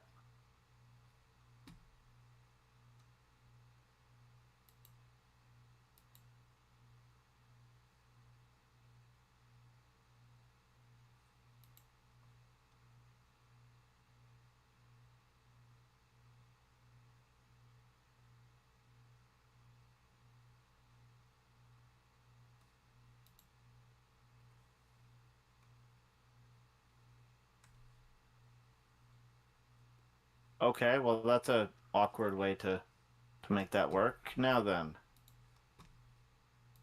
Oh, it's Okay, cool. Got it.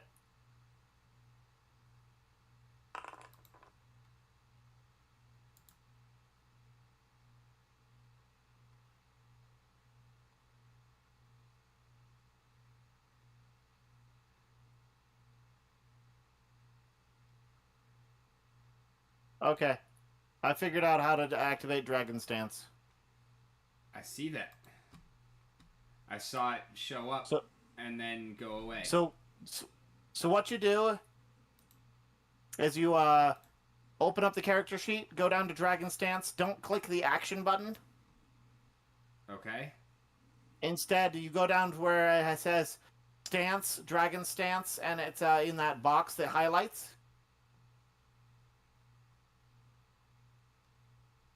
When you click on the word, it comes down and explains what Dragon Stance is. And at the very bottom, that it has that lighter colored box. Yeah. Effect item. You click and drag it over to her mini. Okay.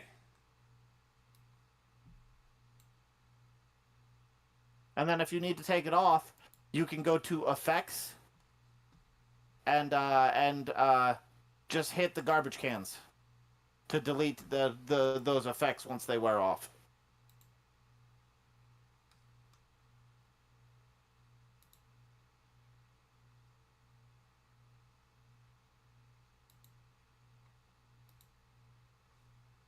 Gotcha. And as long as it's there, then you actually have that ability in the strikes? Yep. Beautiful. Okay, so that's how that works. Stance, yep, and Dragon Tail. Alright. And Dragon Tail is the highest damage attack they have. However, it takes an action to enter Dragon Stance. Yes. And you cannot be in stance out of combat. So it is one action once per combat. Yeah. Yeah. Although there are, like, you can actually do some pretty fucking crazy combos by switching stances mid-fight and whatnot. That's not the build I'm going for with Brother Bonk. or that I had Yeah. in mind, but it is one that is available. Yeah. But okay.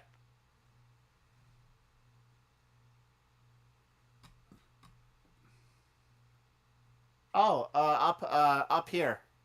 End the encounter real quick.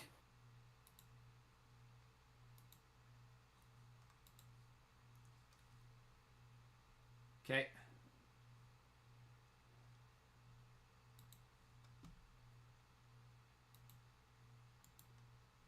Counter ended.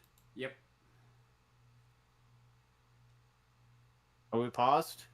No. Now we are. No, we're not. Hmm.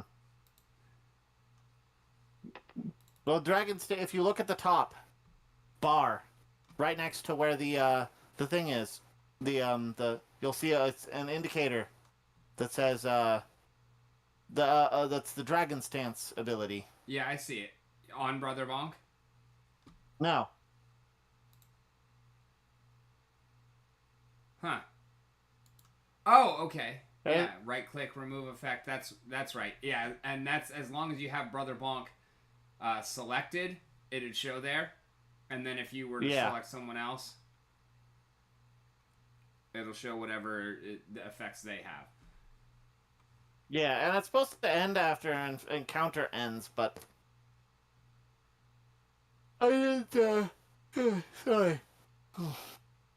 Yeah, there it's supposed are to end more when mods encounter that we ends. can install that do a lot of that stuff like automatically and whatnot. That's one side of this that I need to research more and get better at. There's just so much fucking shit. Yeah. And unfortunately, like I have watched a lot of videos on it and shit like that, but it's always like everything is D&D focused. Fucking everything is D&D. All of the content, everything I look at for Foundry is all for D&D. And there's so I know how to automate so much shit for D&D, but it just doesn't fucking work for Pathfinder. And then like even half the mods that they're using like don't work with Pathfinder. Like fuck.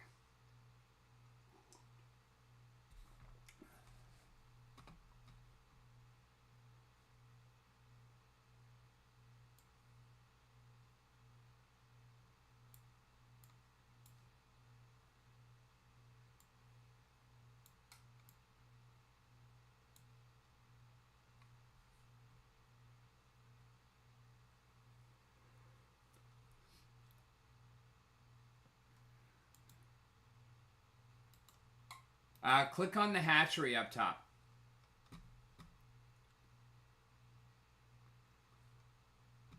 Okay. And then This kind is of something. slide over to the left. It's still loading. Is this something for tomorrow? Yeah.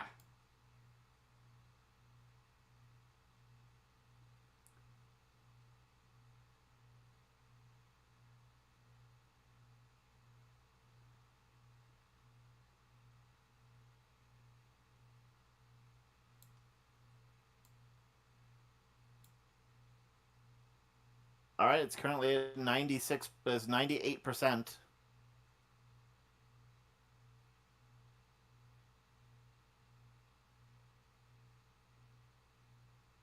%.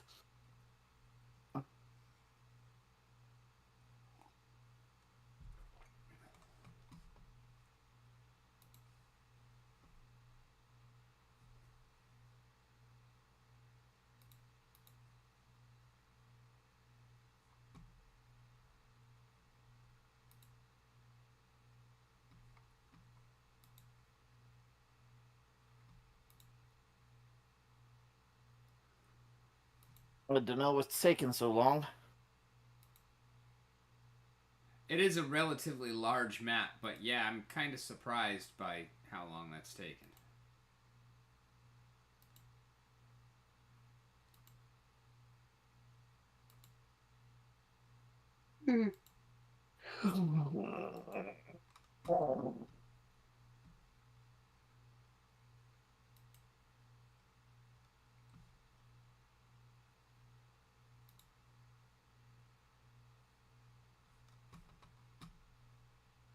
Mm.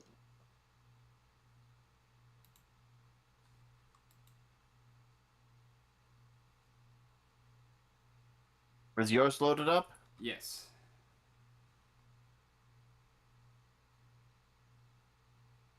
Hmm.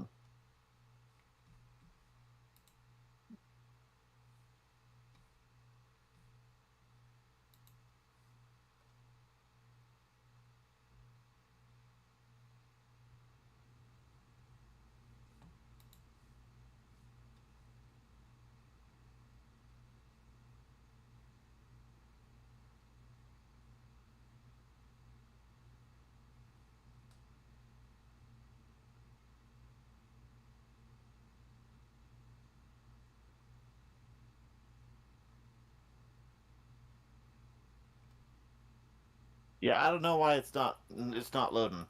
It's still stuck at 98%.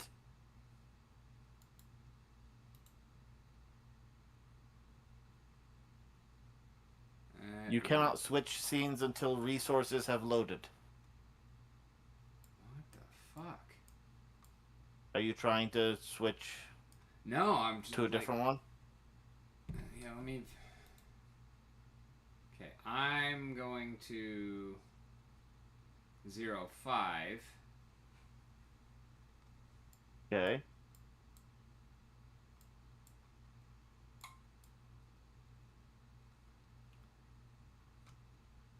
See if maybe that helps you get in.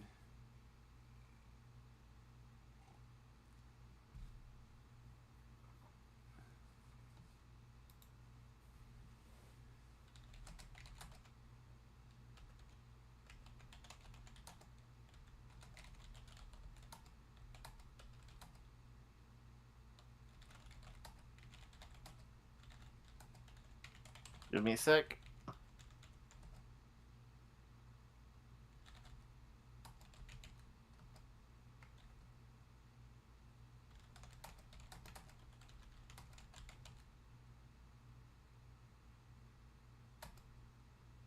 Okay, joining game.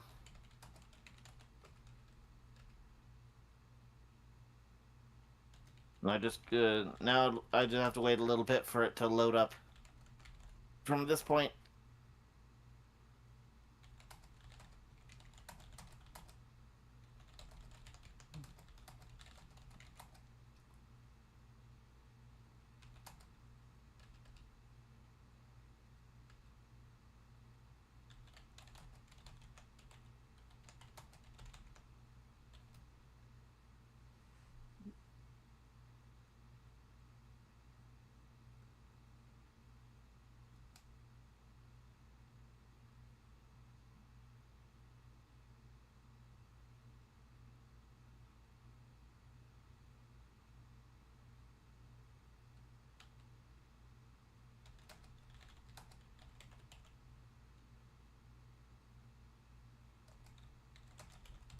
okay, come on, Foundry.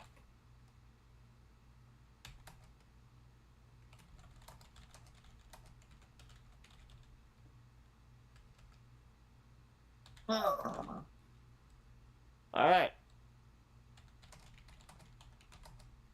all right, I'm in. Okay, scroll all the way to the left, Okay. and you see where the green thing is here? See how Yes. there's a little area above there that's kind of sectioned off and not actually connected to anything? Yeah. I was thinking of that as the actual hatchery area, or, I mean, anywhere on this map can be where you were actually born. Okay. Um, but I just wanted you to, like, once we get to this point, you know exactly where you are. You might not know what everything is that's around, although that green thing, you probably know what that is, even though I don't. Um, this here, in kind of. Full on you. There's no mystery to it. It's just a really fancy humidifier. Okay, I'm cool with that. Over here, kind of in the I'm middle. I'm joking. I'm joking. It doesn't have to be a human. I was just. But okay, what was that? Off kind of in the middle, you can see the square there. That is actually going to be a mining shaft. Okay. I don't really know why this light's here either, or that one there.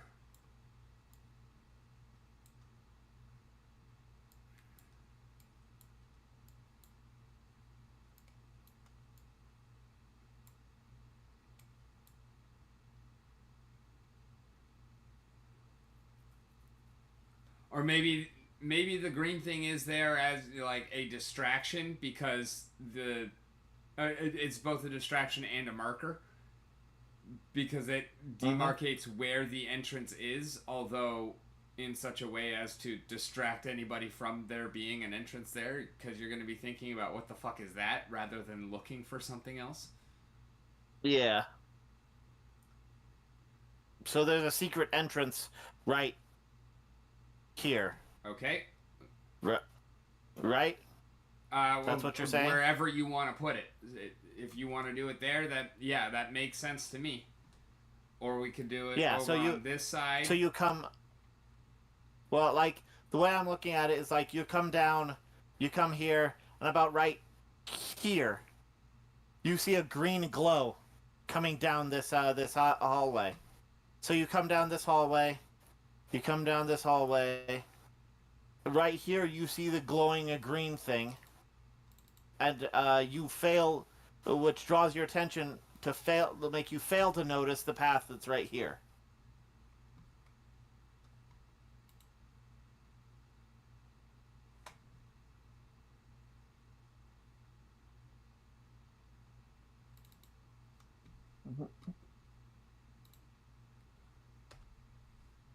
And while it's a lore, it can also be something like completely innocuous. Like once you get there and start looking at it and start deciding what it is, you could realize it's a dehumidifier or it's a humidifier to like monitor the moisture levels down here for the eggs. It's just, made up to look very eye-catching because it's doing double duty as like a humidifier and a lure. It's probably a lure first, though. And we could drop that like, humidifier stuff, but no, I kind of like it actually. That really matters. Mm-hmm. Yeah, so there's like a hidden passage there that Kyla would know is there. Yeah, and then also there is going to be a kobold in there because his job is guarding the eggs, and there is going to be one egg left that has not hatched. And therefore he has not been able to leave, but that is going to be where y'all are going to be able to get your first real piece of information as far as what the fuck happened. Cool, sounds good. Do we have any combat encounters planned in any of this? Possibly. All depends on how the party goes. Yeah, we're currently in. There's no combat encounters that are going to be forced on you. Like there's definitely plans for a couple possible combat encounters, but there are ways around them. Okay. Later on, as you get in further, there's probably going to be some that y'all would have to be pretty fucking inventive to get out of. But, and like, I mean, this is not Kyla knowledge, but up here where all these spider webs are, there's gonna be some spiders in there. And there's also shit to be found in there. Because you could also find a humanoid in there, wrapped up, desiccated, like, not going to be able to learn anything from him. Might be a might get some loot. Might not. Yeah, loot, but not, like, conversation. Yeah.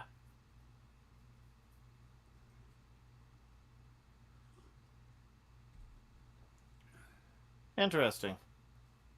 I just noticed the toggle on my claws.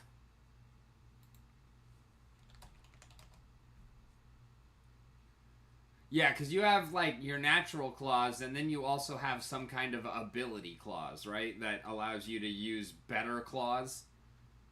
No, my claws are just better. My normal claw damage would be 1d4. Instead, I took a feat that allows me to do 1d6 instead.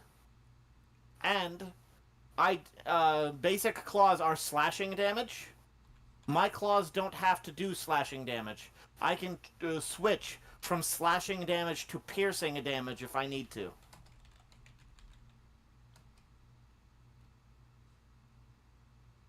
I don't know why that comes up. I can imagine there's some things that will resist piercing or resist slashing.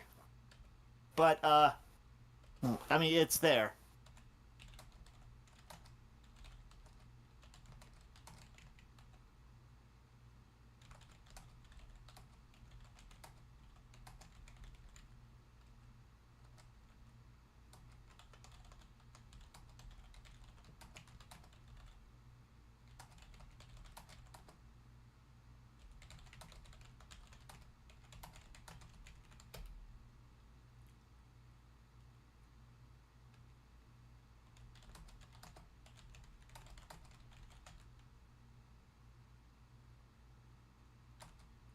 Mhm. All right.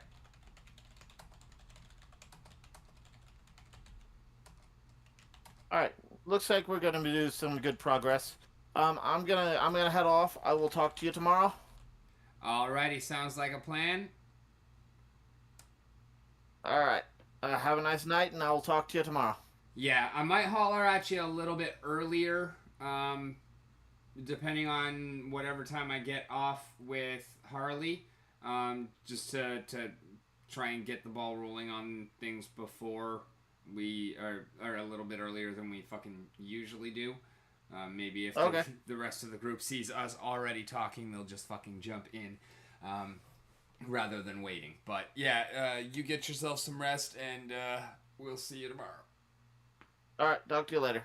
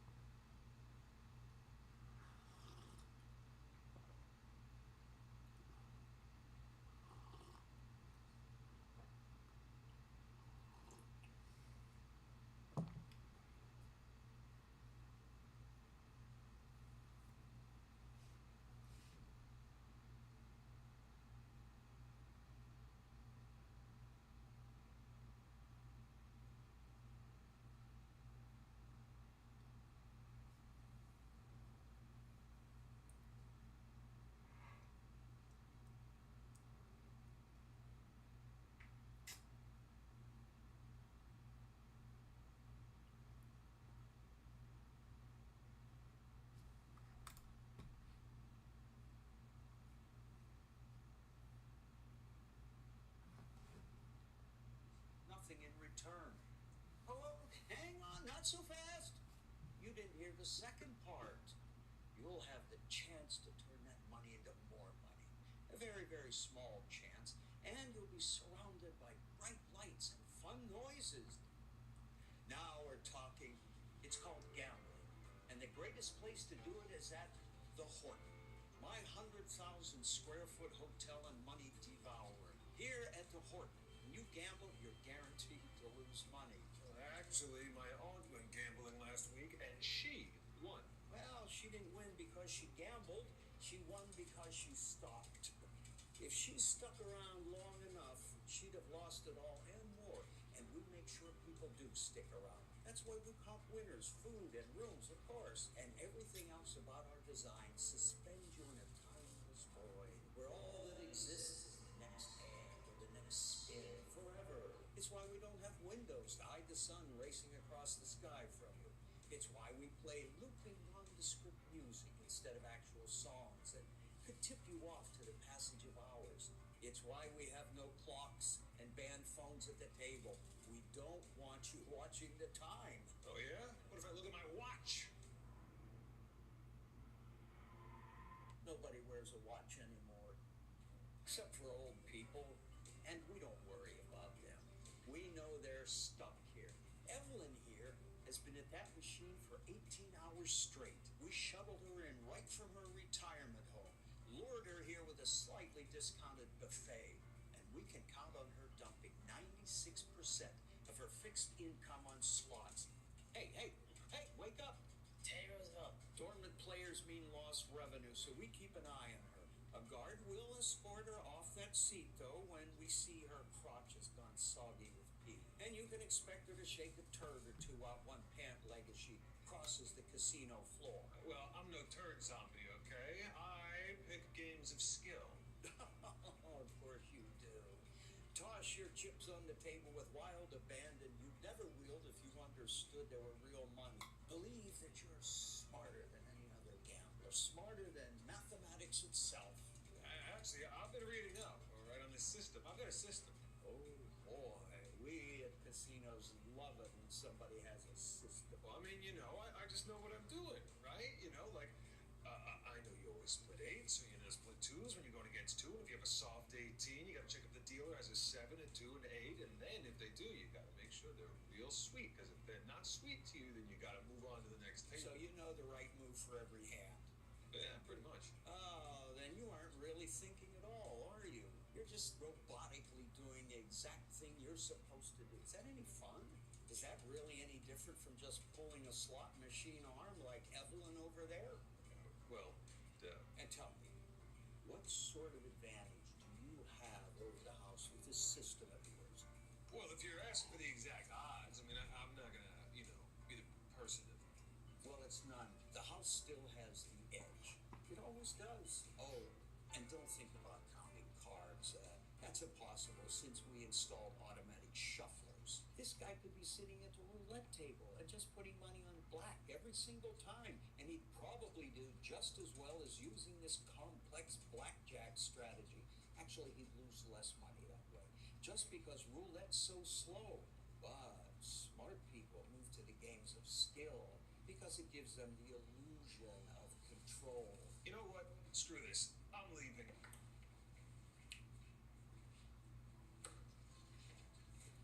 Why can't I leave? Oh, didn't I tell you? We don't want you to leave. We've designed the place as a maze with wide angles, confusingly sending you to yet another casino floor, luring you to play just a little more. I was kind of hoping for more of a Tux and Portals experience. You know, like James Bond or like Ocean's 11. Oh yeah, casino patrons look like they do in heist movies. Just like the average McDonald's table is filled with a smiling family of 4. The closest you're going to get to that Monte Carlo high life you're picturing is when one of our more desperate patrons offers to follow you to your car and service you orally for $5. Think she's dead? Oh yeah, that happens sometimes. Other gamblers usually just go on playing even as we send in a crew to pick up the body. The death certificate will read heart attack, not death by Keno. So we're not going to feel too guilty about it. It's a whole lot better than the not zero number of customers who jump off the roof of the parking garage when the ATM tells them they just threw away everything they had, hoping the dice came up 9. I think maybe I don't want to gamble after all. I'm just gonna go grab some free food and drinks. That's the way to be at a casino. Oh boy, you got a plate of crab out of us and a whiskey sour that's just lemonade. Boy, you sure screwed us over. We still made a killing tonight. If you want to know who really paid for your meal, stick around the casino till morning and watch people leaving. Look at their bloodshot eyes and wrinkled clothes. Watch them slump depressed into a bus, their pockets empty, their week or maybe their whole life ruined. You want a meal and a drink? Don't ask gambling addicts to subsidize you for it. Get a fucking job and buy what you want like a normal person. Actually, you know what? I'm a couple $100 up. I'm gonna cash out, go home happy. You do that. Some people do go home winners. We depend on it. We need some of you to win to preach the fable that anyone can win. That dream will send 100 more people here tomorrow to lose and suffer the consequences. You keep those. Grab these. Real quick, I'll be back. You hold the table. Oh, there's a dead woman. No one's coming over here. Okay. I've been Roger, by the way, and here's a tip. Play Red 19. You can't lose.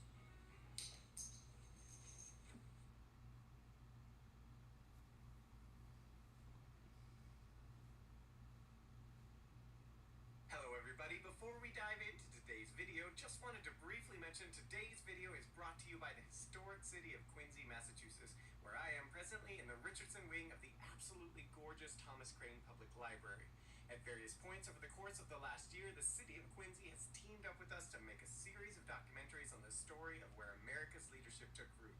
The city is home to the Adams National Historic Park, which preserves the home of Presidents John Adams and John Quincy Adams, two of America's founding fathers, and both of whom were pivotal to an insane number of elements of the United States' rise and development, as well as were a part of some rather interesting and oft-forgotten stories along the way, such as that time Ben Franklin and John Adams slept together and the hilarity that ensued, which I promise you is one of the most interesting videos we have on this channel, as well as the true story of the Amistad, covering the harrowing tale of the individuals who mutinied aboard that slaver vessel, as well as their fight for freedom from then all the way to the Supreme Court after, with none other than former U.S. President John Quincy Adams defending them there.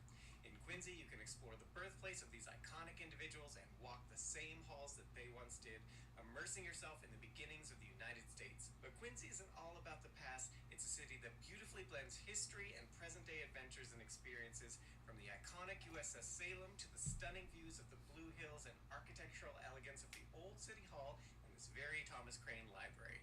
There's something here for everyone. And let's not forget the Epicurean delight that is Quincy's food scene, with an array of global and local flavors. It's a culinary journey that you can't miss. To discover more about what Quincy has in store for you, check out discoverquincy.com. It's time to step into history and create some unforgettable memories. Now let's get into today's video. According to research conducted by Professor of Psychology at UC Davis, Dean Simonton, a rather interesting facet of early U.S. presidents was their propensity to be insanely intelligent compared to their contemporaries. This is perhaps no better illustrated than with the subject of today's video, a man who is generally considered the most intelligent of all U.S. presidents. Despite this, fascinatingly, from his days of representing his country starting at the age of 14 to his death at the age of 80, arguably the 4 years he spent as president were among the years of his life he accomplished the least, for reasons we'll get into later. This was also a time period he would later note was the 4 most miserable years of my life. Nevertheless, while his presidency itself was relatively undistinguished, though arguably about a century ahead of his time in some of what he tried to accomplish, the rest of his life was anything but, with few in history influencing the long-term course of the United States more than the man of the hour. I totally forgot I was still live. Thank you so much for hanging. As always, I've been Rick. You've been on the mountain, and it has been a wonderful time. We will be back this evening in 16 and a half hours for the Tudor Saga campaign on the Dragon Memories TTV channel. And in the meanwhile, keep kicking ass.